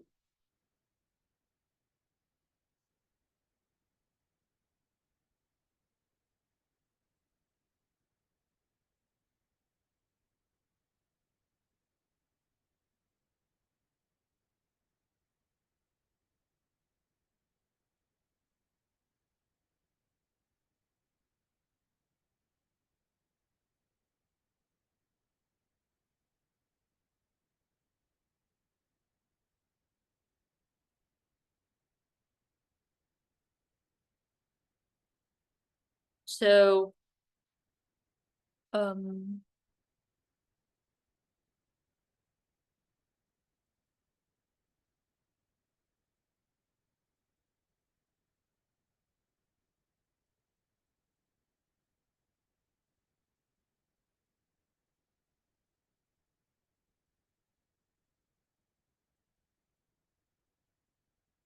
that's actually 0.563.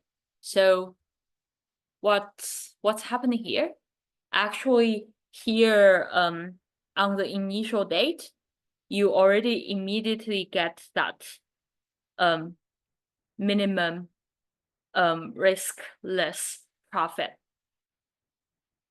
So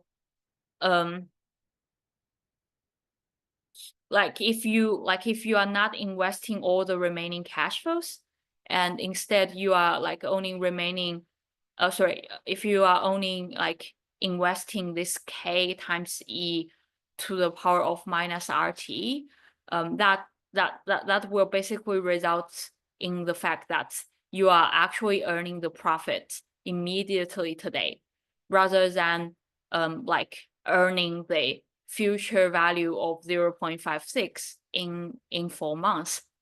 So when you are investing all the remaining, you are essentially postponing that profit into the future. And if you do, if you strictly following the fact that you are longing the left-hand side and shorting the right-hand side, you are basically going to earn that profit immediately today. Also, let me show you guys that in 4 months, actually, so now in 4 months, actually this second strategy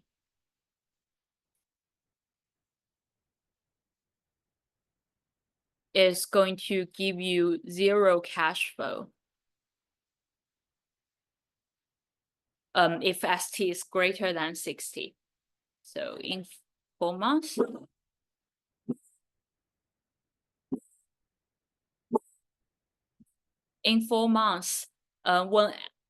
and also let's consider ST greater than 60.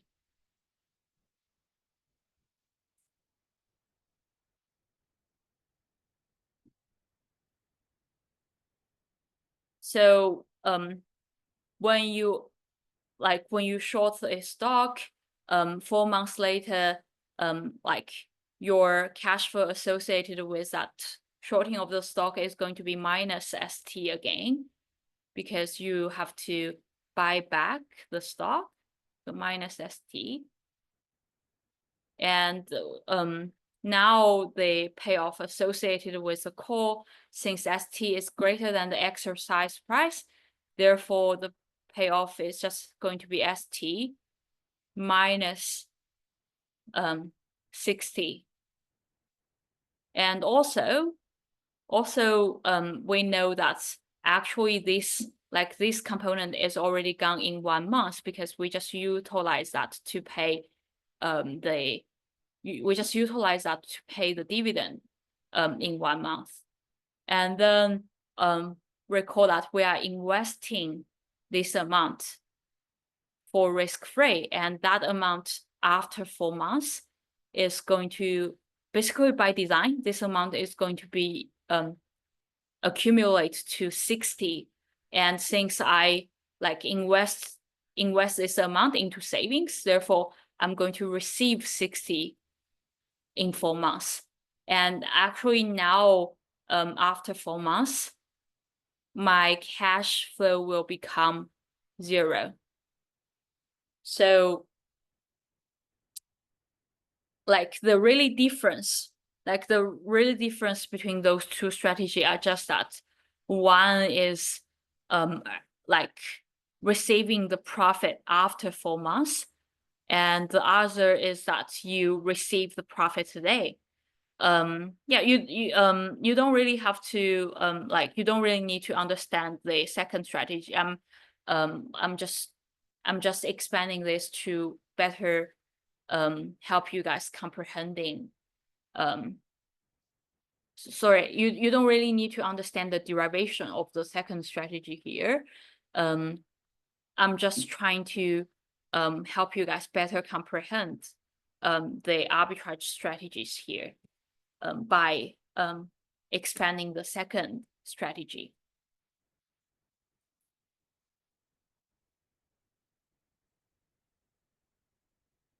Yep, so if you scroll to the next page, that's what we have already discussed.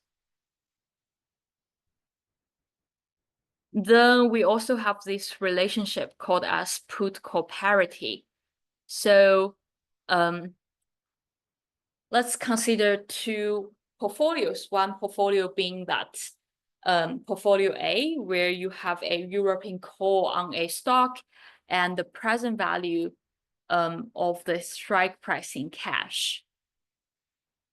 Then you also have another portfolio where you have a European put on a stock and the stock itself.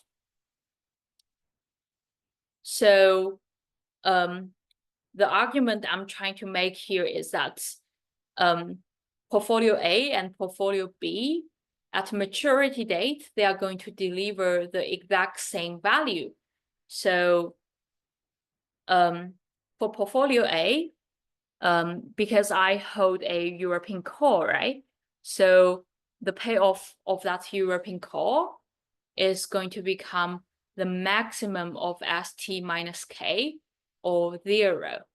So this is the value of the call at maturity. And also like at maturity, this amount of cash is going to accumulate into K. Therefore, the value of the portfolio A is just going to be this plus K, and therefore it's going to be equal to the maximum of ST or K. If you look at the second portfolio, for the second portfolio, you are having a you are holding a European put and also the stock itself. So at maturity, the payoff of the put would just be the first term here, the maximum of K minus ST or 0. And also the value of the stock in the portfolio will now become ST. So if you do the calculation, again, that's just equal to maximum of ST or K. So since the core idea is that since they was the same in the future, it must be the case that they also was the same today. So since maximum of ST or K is just equal to the maximum of ST or K, therefore at today,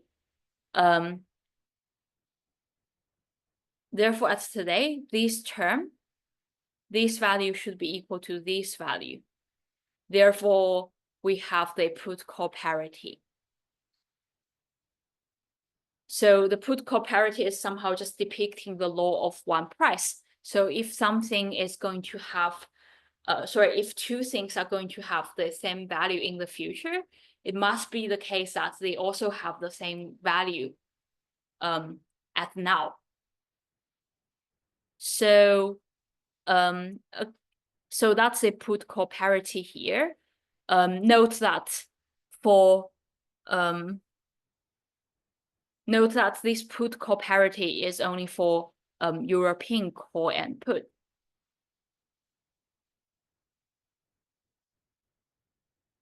And also for dividend paying stock, and again, we are actually just replacing S0 with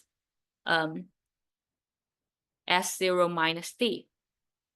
And also again, this parity here, the second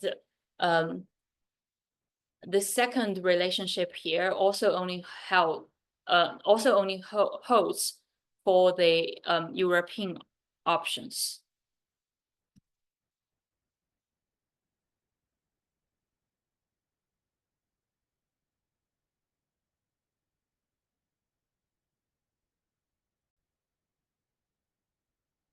So if the put call parity is violated, we actually still have arbitrage strategies, arbitrage opportunities available, just like what we have when the lower bound or upper bound of the option prices are violated.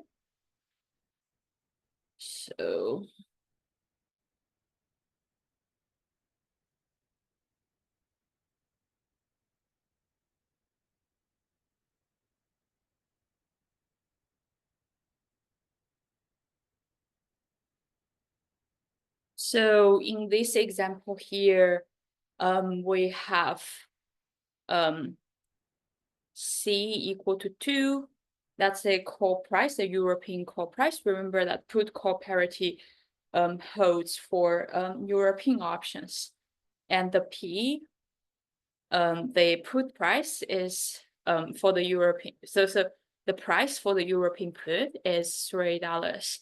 And we also know the exercise price. So exercise price for both the call and the put is $30. And we know the T is equal to 0.5. Now S0 is equal to 29. So that's a current price. And we know that the dividend is 0.5. in 2 months and in 5 months.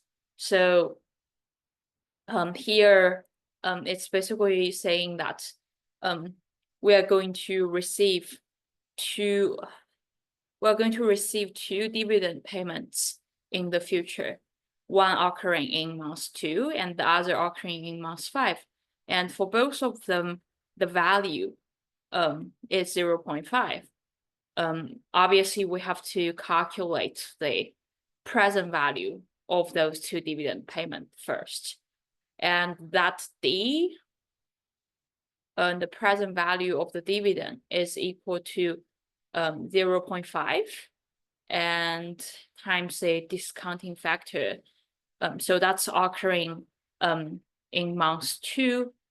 Therefore, the discounting, like in the discounting factor, we have 2 divided by 12 as a time. And also for the second dividend payment, again, when we are doing the discounting, since the second dividend payment is occurring in month 5, therefore, in this discounting factor, we also have the time now become 5 divided by 12. And if you do all the calculation here, you'll find out that the present value of the dividend is 0.97. Now, now let's check if the put call parity holds or not. So, for the put call parity, on the left hand side we have C plus K times e to the power of minus RT, and the C is just equal to 2, and the K is just equal to 30, and T is equal to 6 divided by 12, because basically because let me check.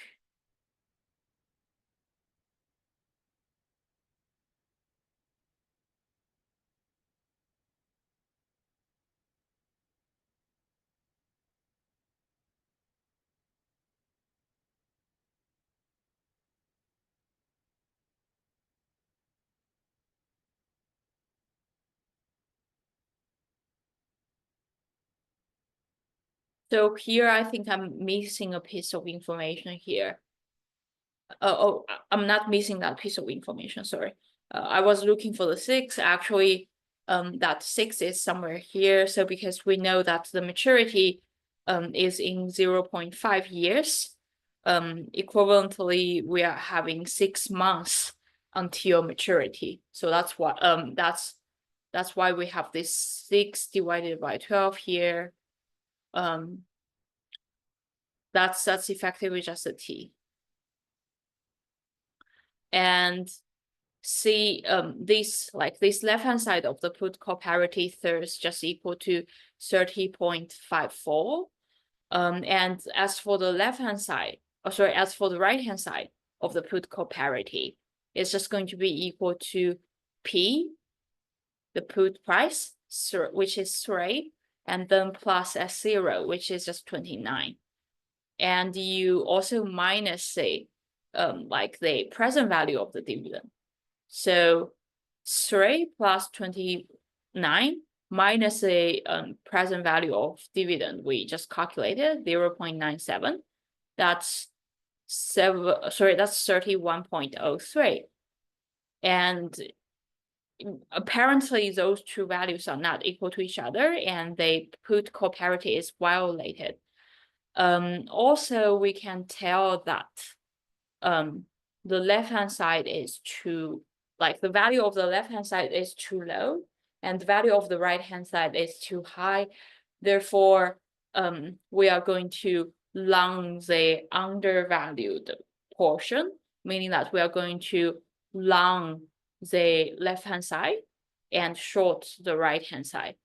Also for the arbitrage profit, the arbitrage profit is directly, can be directly calculated as just so since we are longing the left hand side, therefore like we will be paying out 30.54, and since we're shorting the right hand side, we will be receiving 31.03. And if you do the calculation, it's just equal to 0.49 today. So this amount here. Now so that's a examination of whether there's violation of put call parity or not, and also the calculation of arbitrage profit directly based on the put call parity. Now let's get into the details of the strategy I just discussed, where we are going to long the left-hand side and short the right-hand side. So what's going to happen here is that since we are longing the right-hand side, therefore we are buying the call, and since we are since this K here is effectively just the zero coupon bond, or you can say that this is a investment in savings. So when we are longing this K here, we're just investing our money into the savings account. And also we are shorting the right hand side. So we are just we're just shorting a put, sell a put. We are just selling a put. And also we are shorting the S0, meaning that we are shorting the stock. And also we are since we are shorting the negative D, this actually means that we are investing for the dividend. So we are investing something into the savings so that we can utilize that to pay the dividend. So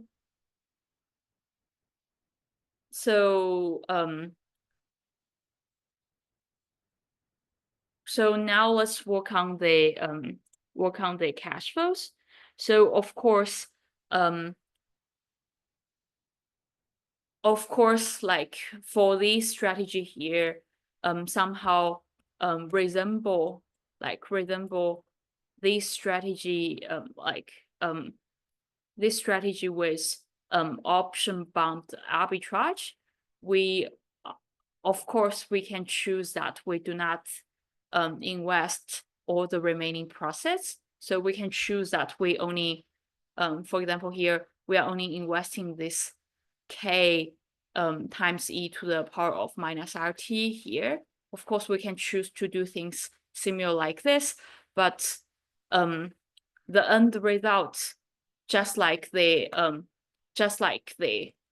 option bound arbitrage, the end result will still be the same. So the only difference is that whether you are going to receive that profit upfront at the current time, or you are postponing that profit to the future.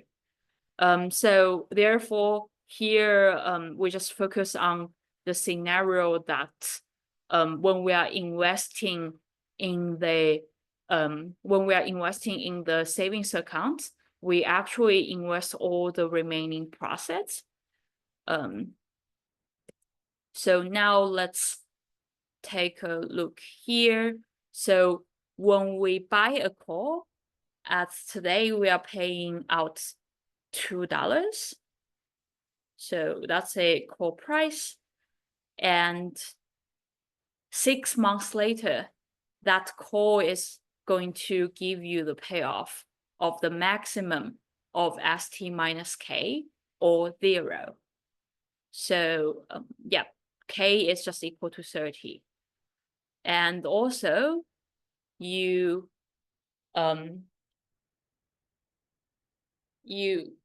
since today, you also sell the put, So by selling the put, you'll be receiving $3.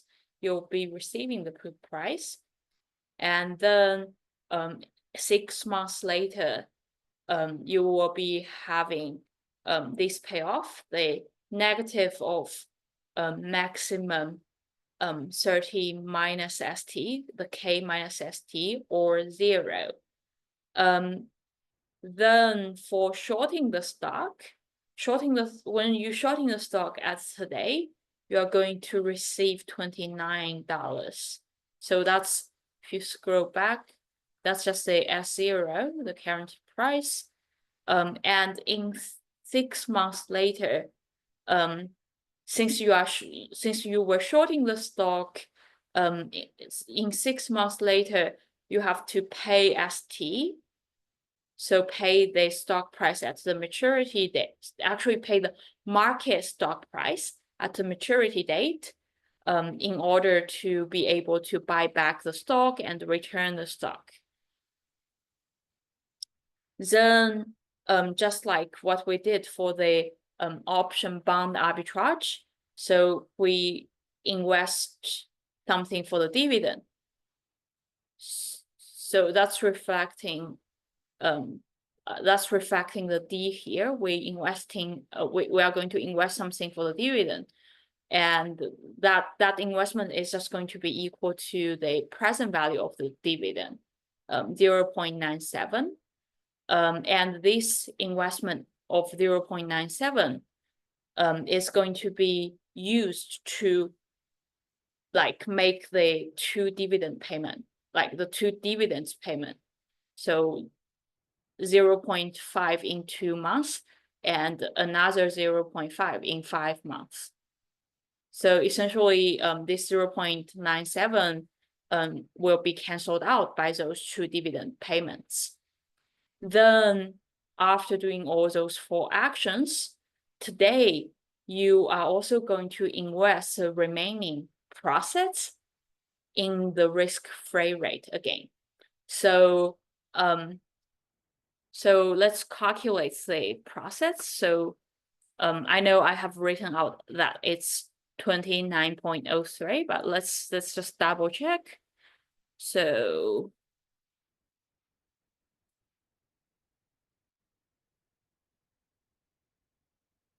since you are buying the call, you -2, and you are selling the put, meaning that you receive 3, and also you are shorting the stock, meaning that you are receiving the stock price, and that's 29.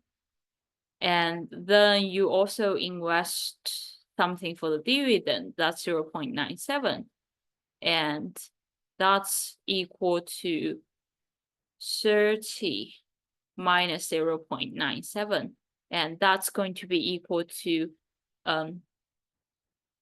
29.03. And therefore, we are investing this remaining process into savings. So that's why we have minus 29.03, because we basically take all those cash flow and we let it flow to the bank saving account.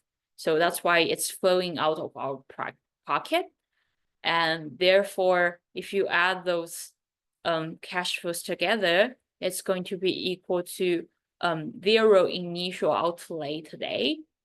And also for this investment in the risk-free asset, it's going to accumulate at the continuous compounding rate of 0.1, the 10% of R.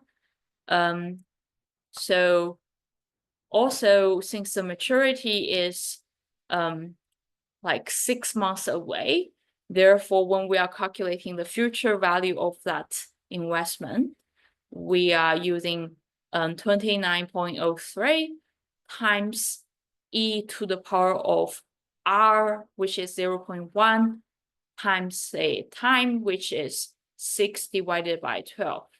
And that's going to be that's going to be $30.52. now let's figure out like the payoffs we are going to have if ST smaller than 30 or if ST greater than 30. So if ST is smaller than 30, the like long the call is out of the money, and out of the money basically means that ST minus K is smaller than 0. So for the call option, of course. So then we are not going to exercise. And also for shorting the put, since 30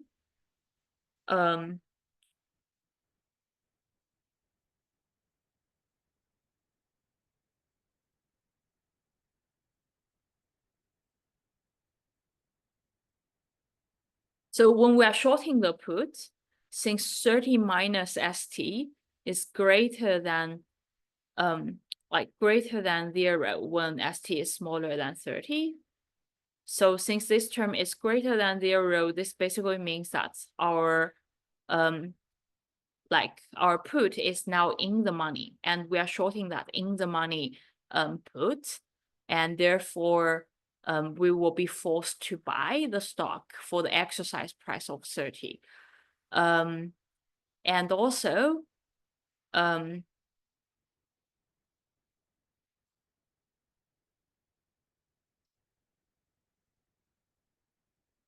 so what's going to happen is that the payoff from buying the call is 0, and the payoff from selling the put is 30 minus ST. And we also have to take the stock to close out the short. So we will be, so that action of taking the stock to close out the short is going to be minus ST. Then the profit is therefore just so also don't forget that we have this amount of savings. Therefore, if you add this 0 with 30 minus ST with actually with the negative of 30 minus ST, and also adding with minus ST and 30.52, if you add those 4 terms together, you notice that basically this ST is going to cancel with this ST, and also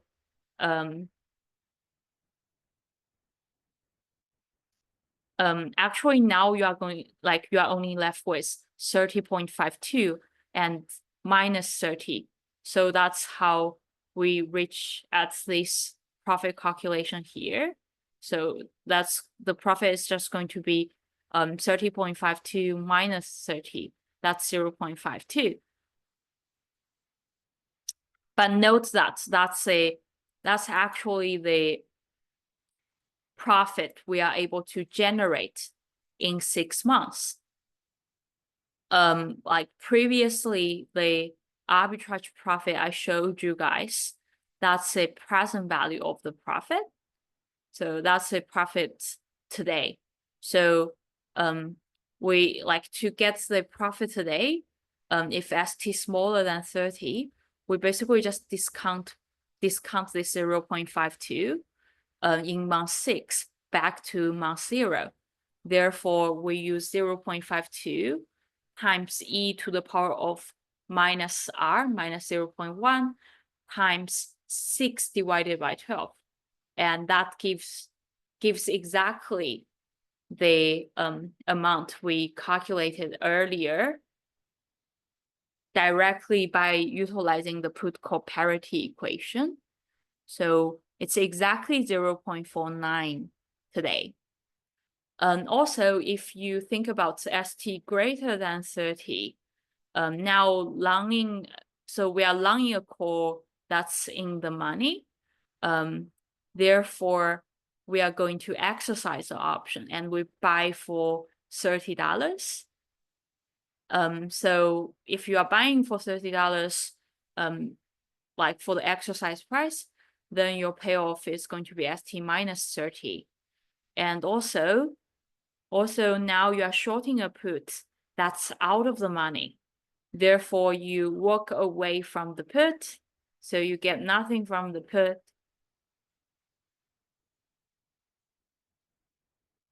Actually, it's not me who's walking away from the put. Actually, it's the put holder who is walking away from this out of the money put, and therefore I'm not required to do anything. Therefore, I'm going to have a payoff of 0. And then we also take the stock to close out the short, and that's corresponding to this minus ST. Again, you still have the the savings accumulate to 30.52. Now let's sum all those 4 terms up. So we notice that ST again is going to cancel out with each other. And again, we are left with 30.52 minus 30. So again, the profit like in 6 months is going to be 0.52. And if you discount it back to today, that's going to again be worth $0.49 today.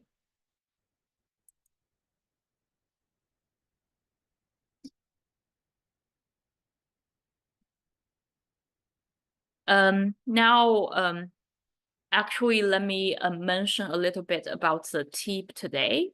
So note that here we are buying the call and selling the put. So for the 2 scenarios we discussed, we will basically either be ending up with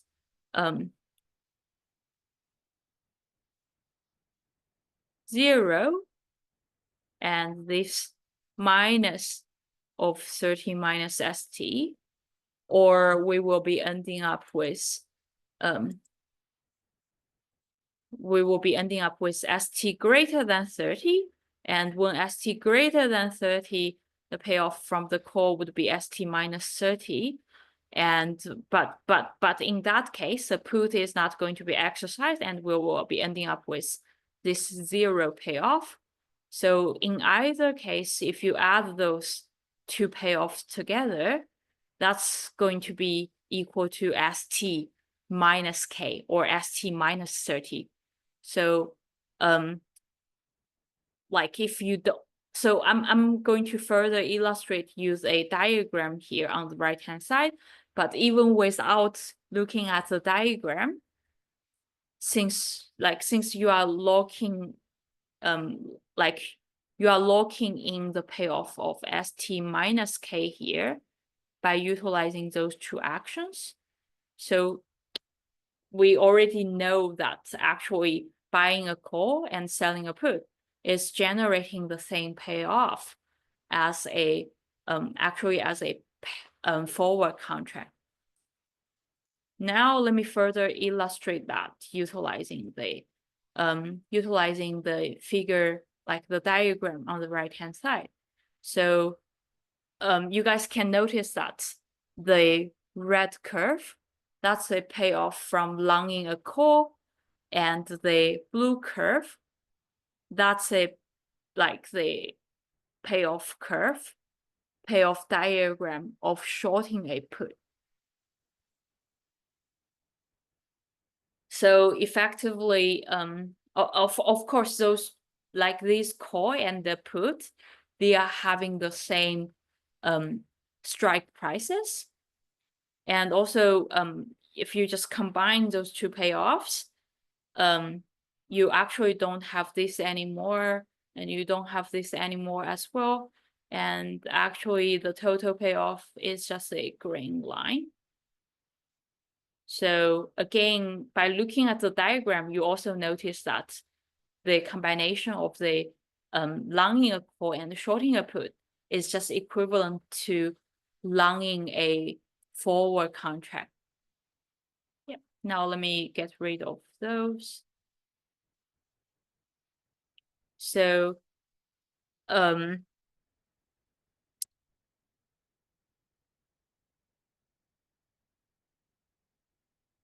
Also, if we realize that buying a call and selling a put is just equivalent to ST minus K, we will be able to solve our profit actually quicker. So since those two items are just equivalent to ST, sorry.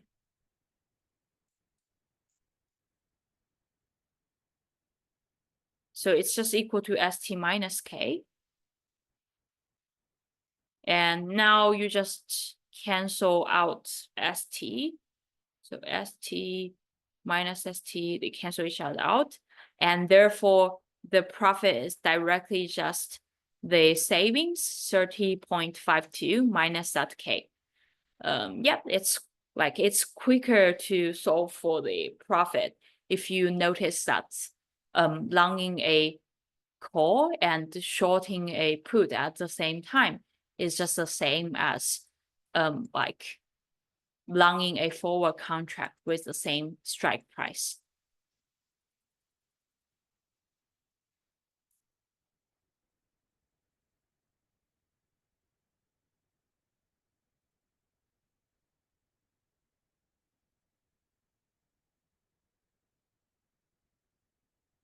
Yep, this is what we have already discussed.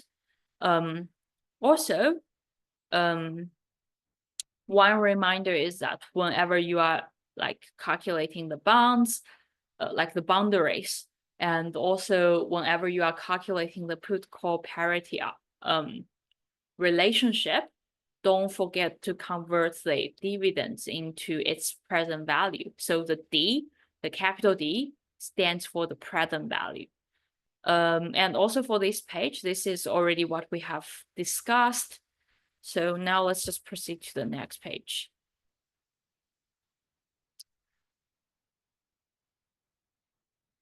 Here we would be having some extra discussion on American options. So as we said earlier, since American options just give you more choices, if the American option and European option,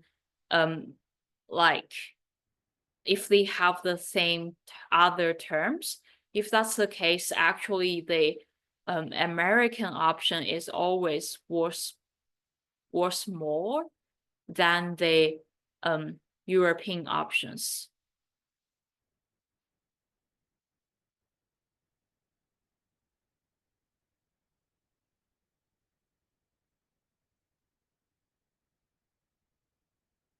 So usually there is some chance that an American option will be exercised early.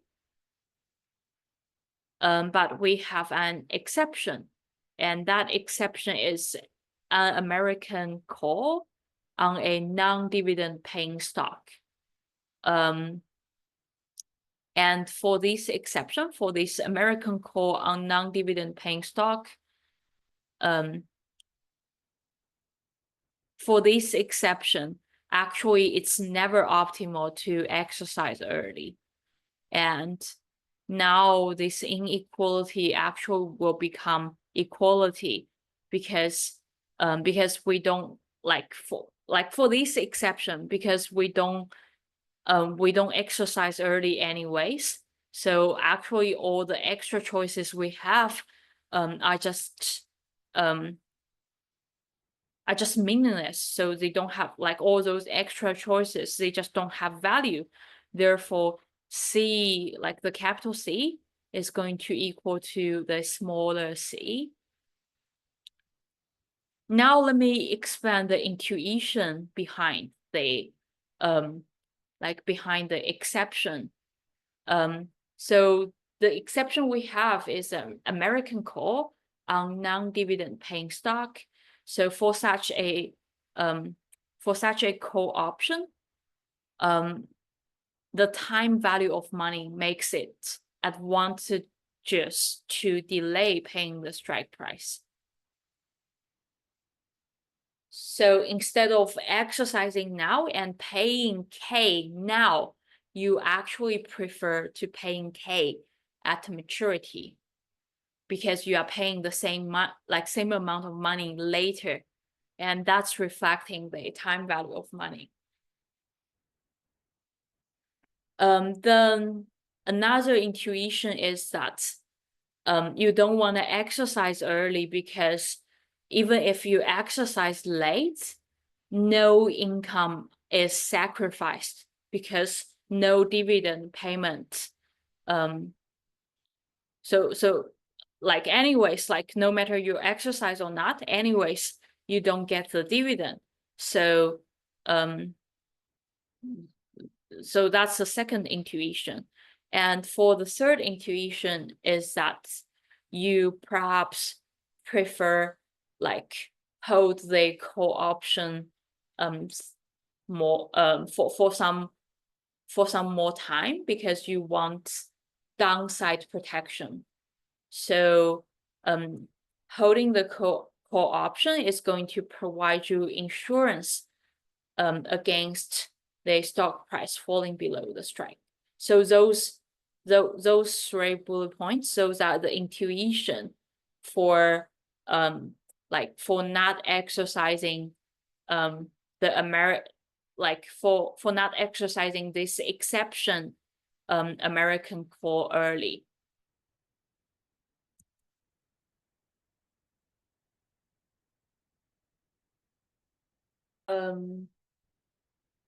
Aside from those intuition, now let me utilize a specific example, a concrete example, to show you guys that it's actually never optimal to exercise early if you are dealing with an American call on non-dividend paying stock. So let's go to that concrete example.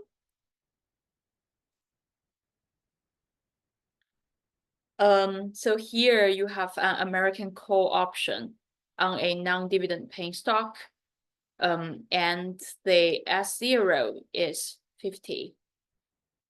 The T is 0.25. So you have 3 months to go. And also you have K equal to 40. So should you, the question is that should you exercise immediately? So you would basically be having 2 scenarios, but in each of the scenario, exercise early is not an optimal choice. So for the first scenario, if you want to hold the stock for the next 3 months, so basically you think the stock is a good deal, and if you want to hold it for the next 3 months, actually it's better to delay the exercise of your option to the maturity, because paying K early will be actually costing more than paying K late, right? So it's actually better to pay that K and get the stock at maturity. Then you also have the other scenario that if you do not feel that the stock is worth holding for the next 3 months, so you don't want the stock, and in that case, actually selling the option will be more optimal than exercise today. So if you exercise today, the value you will be able to get would be so if you exercise today, you'll be getting the stock, and that stock is worth S0. And also, to get that S0, you are paying out the K. So that's how you get this S0 minus K here. But recall that for the European call options, this boundary condition is that C is greater than or equal to the maximum of S0 minus k times e to the power of minus rt or 0. But note that these, basically this term is smaller than k. Therefore, this entire term, this maximum like this term involved with the maximum calculation here, this entire item is actually greater than or equal to sorry, this one is also having an equal sign. So basically since k times e to the power of minus rt is smaller than or equal to t, therefore this entire term here will be greater than or equal to S0 minus k. So because we are subtracting a smaller number, therefore we have this greater than or equal to sign. Also note that here we are dealing with American core, and the boundary I have written out is for the European core, but also note that the American core is always worth more than a European core with the same terms. Therefore, we also have the capital C is greater than or equal to the small c. Therefore, what we get is that C is actually greater than S0 minus k. So since C is greater than S0 minus k, therefore, it's actually better to directly sell at say rather than exercise, because if you exercise, you only get S0 minus k. Now let me rip that off.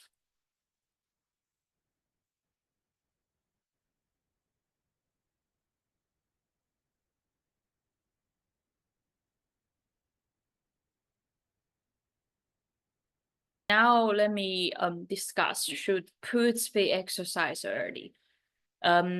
So before we were talking about the special case for like the American core options, and that special case, that exception is that for American core with no dividend payment, it's actually never optimal to exercise early. So it's actually better to wait until maturity, and your capital C is going to be equal to small c, like the capital C is going to be equal to the small c, since you don't have any early exercise.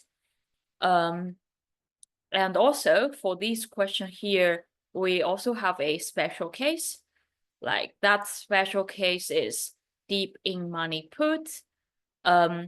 And also if you think about the intuition of determining whether to exercise a put or not, like exercise a put early or not, again, we have several trade-offs. So one trade-off, actually that trade-off would be a benefit. So one benefit from exercise late is that we still have downside protection.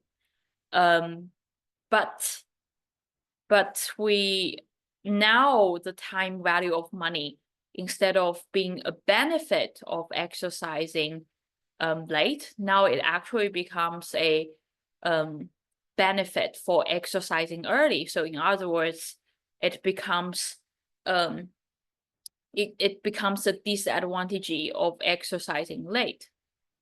So this downside protection, this is the advantage of exercising late. And the first bullet point here, the time value of money, that's a disadvantage of exercising late. Let me explain the first bullet point a little bit more. So here, since we are talking about put, therefore, Therefore, you are just receiving the exercise price because you agree to sell at the exercise price.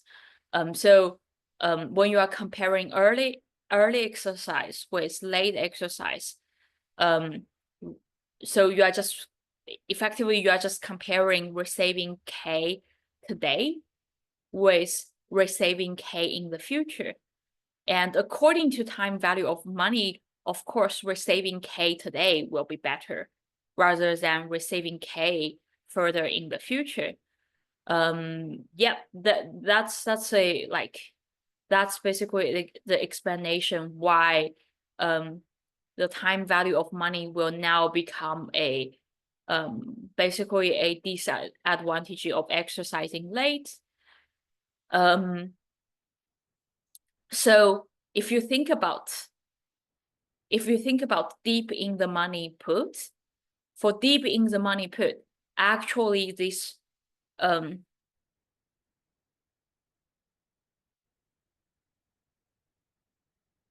me just show you.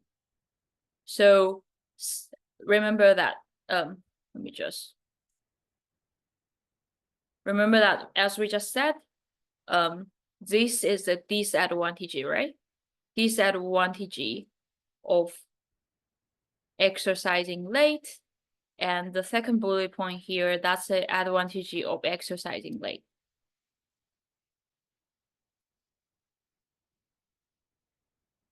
So what happens that for deep in the money, like deep in money puts, is just that the disadvantage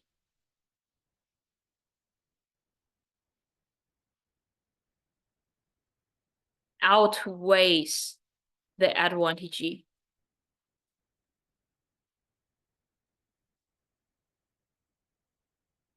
So basically, it just means that it's going to be very valuable to like receiving K today.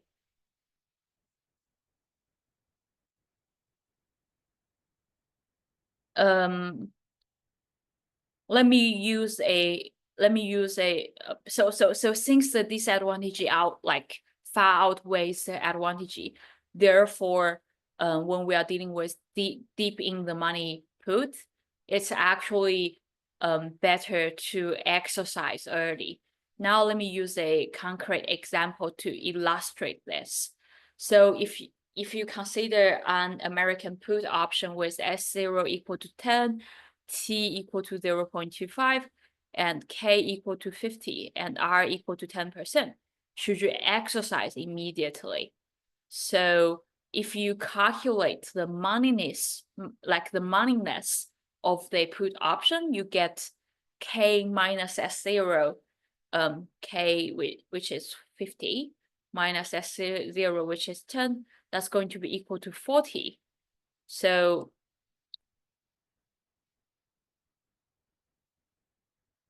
you are just deep in the money. And since you are deep in the money,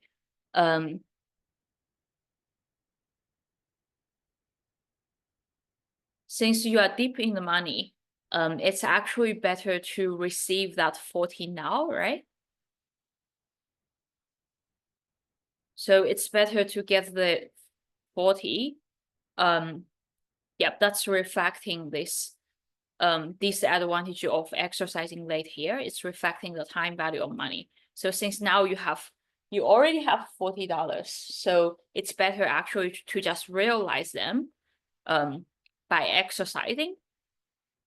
And also now you know that the maximum profit is at most just 50, right?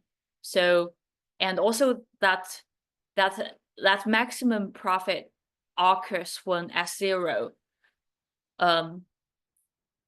becomes actually it only occurs when the stock price becomes 0.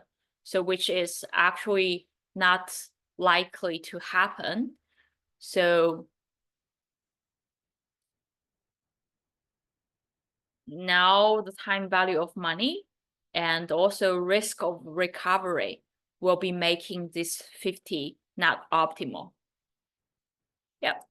So the key takeaway from the page here is just that for deep in the money put, exercise like for exercising. Let me reorganize my word here. So basically, for the key takeaway is that for put options, the disadvantage of exercising late is associated with the time value of money, and the advantage is associated with downside protection. But for deep in money puts, since you already have very high intrinsic value, therefore the disadvantage associated with the time value of money is very high, because it's actually just better to realize that very high intrinsic value right now, since you have a very high disadvantage associated with time value of money. Therefore, that disadvantage is going to outweigh the advantage of exercising late. Therefore, it's actually just better to exercise early. Yep. So that's deep in money put.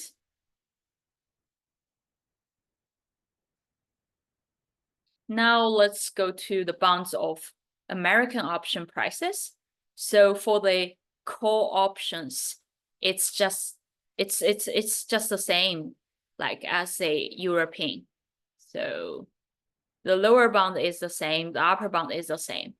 As for the put options, so basically now this K here are undiscounted. So like if you recall about the European, so the equation I'm writing here is for the European put options. So if you recall about the European put options, that's just P smaller than or equal to K. Actually, basically just a discounted K. And also for the lower bounds, again, we are utilizing, so we are calculating the maximum of the discounted K. Discounted. That's going to be minus RT. Sorry about the previous typo. And here also, so we are calculating the maximum of discounted K minus S0 or 0. Yep. So this and that, they are the lower bound and upper bound for the European puts. But for American put, the K is not discounted. And also for the lower bound and upper bound of American options with dividends, again, here we merely replace S0 with S0 minus D. So if you just substitute S0 minus D into the previous lower bound and upper bound, just listed here, listed in those first four equations, you will get those new lower bounds and new upper bounds for the American options with dividends. Now, one final bit here. So for this one final bit, there is one the key takeaway here is just that the put call parity doesn't hold for American options.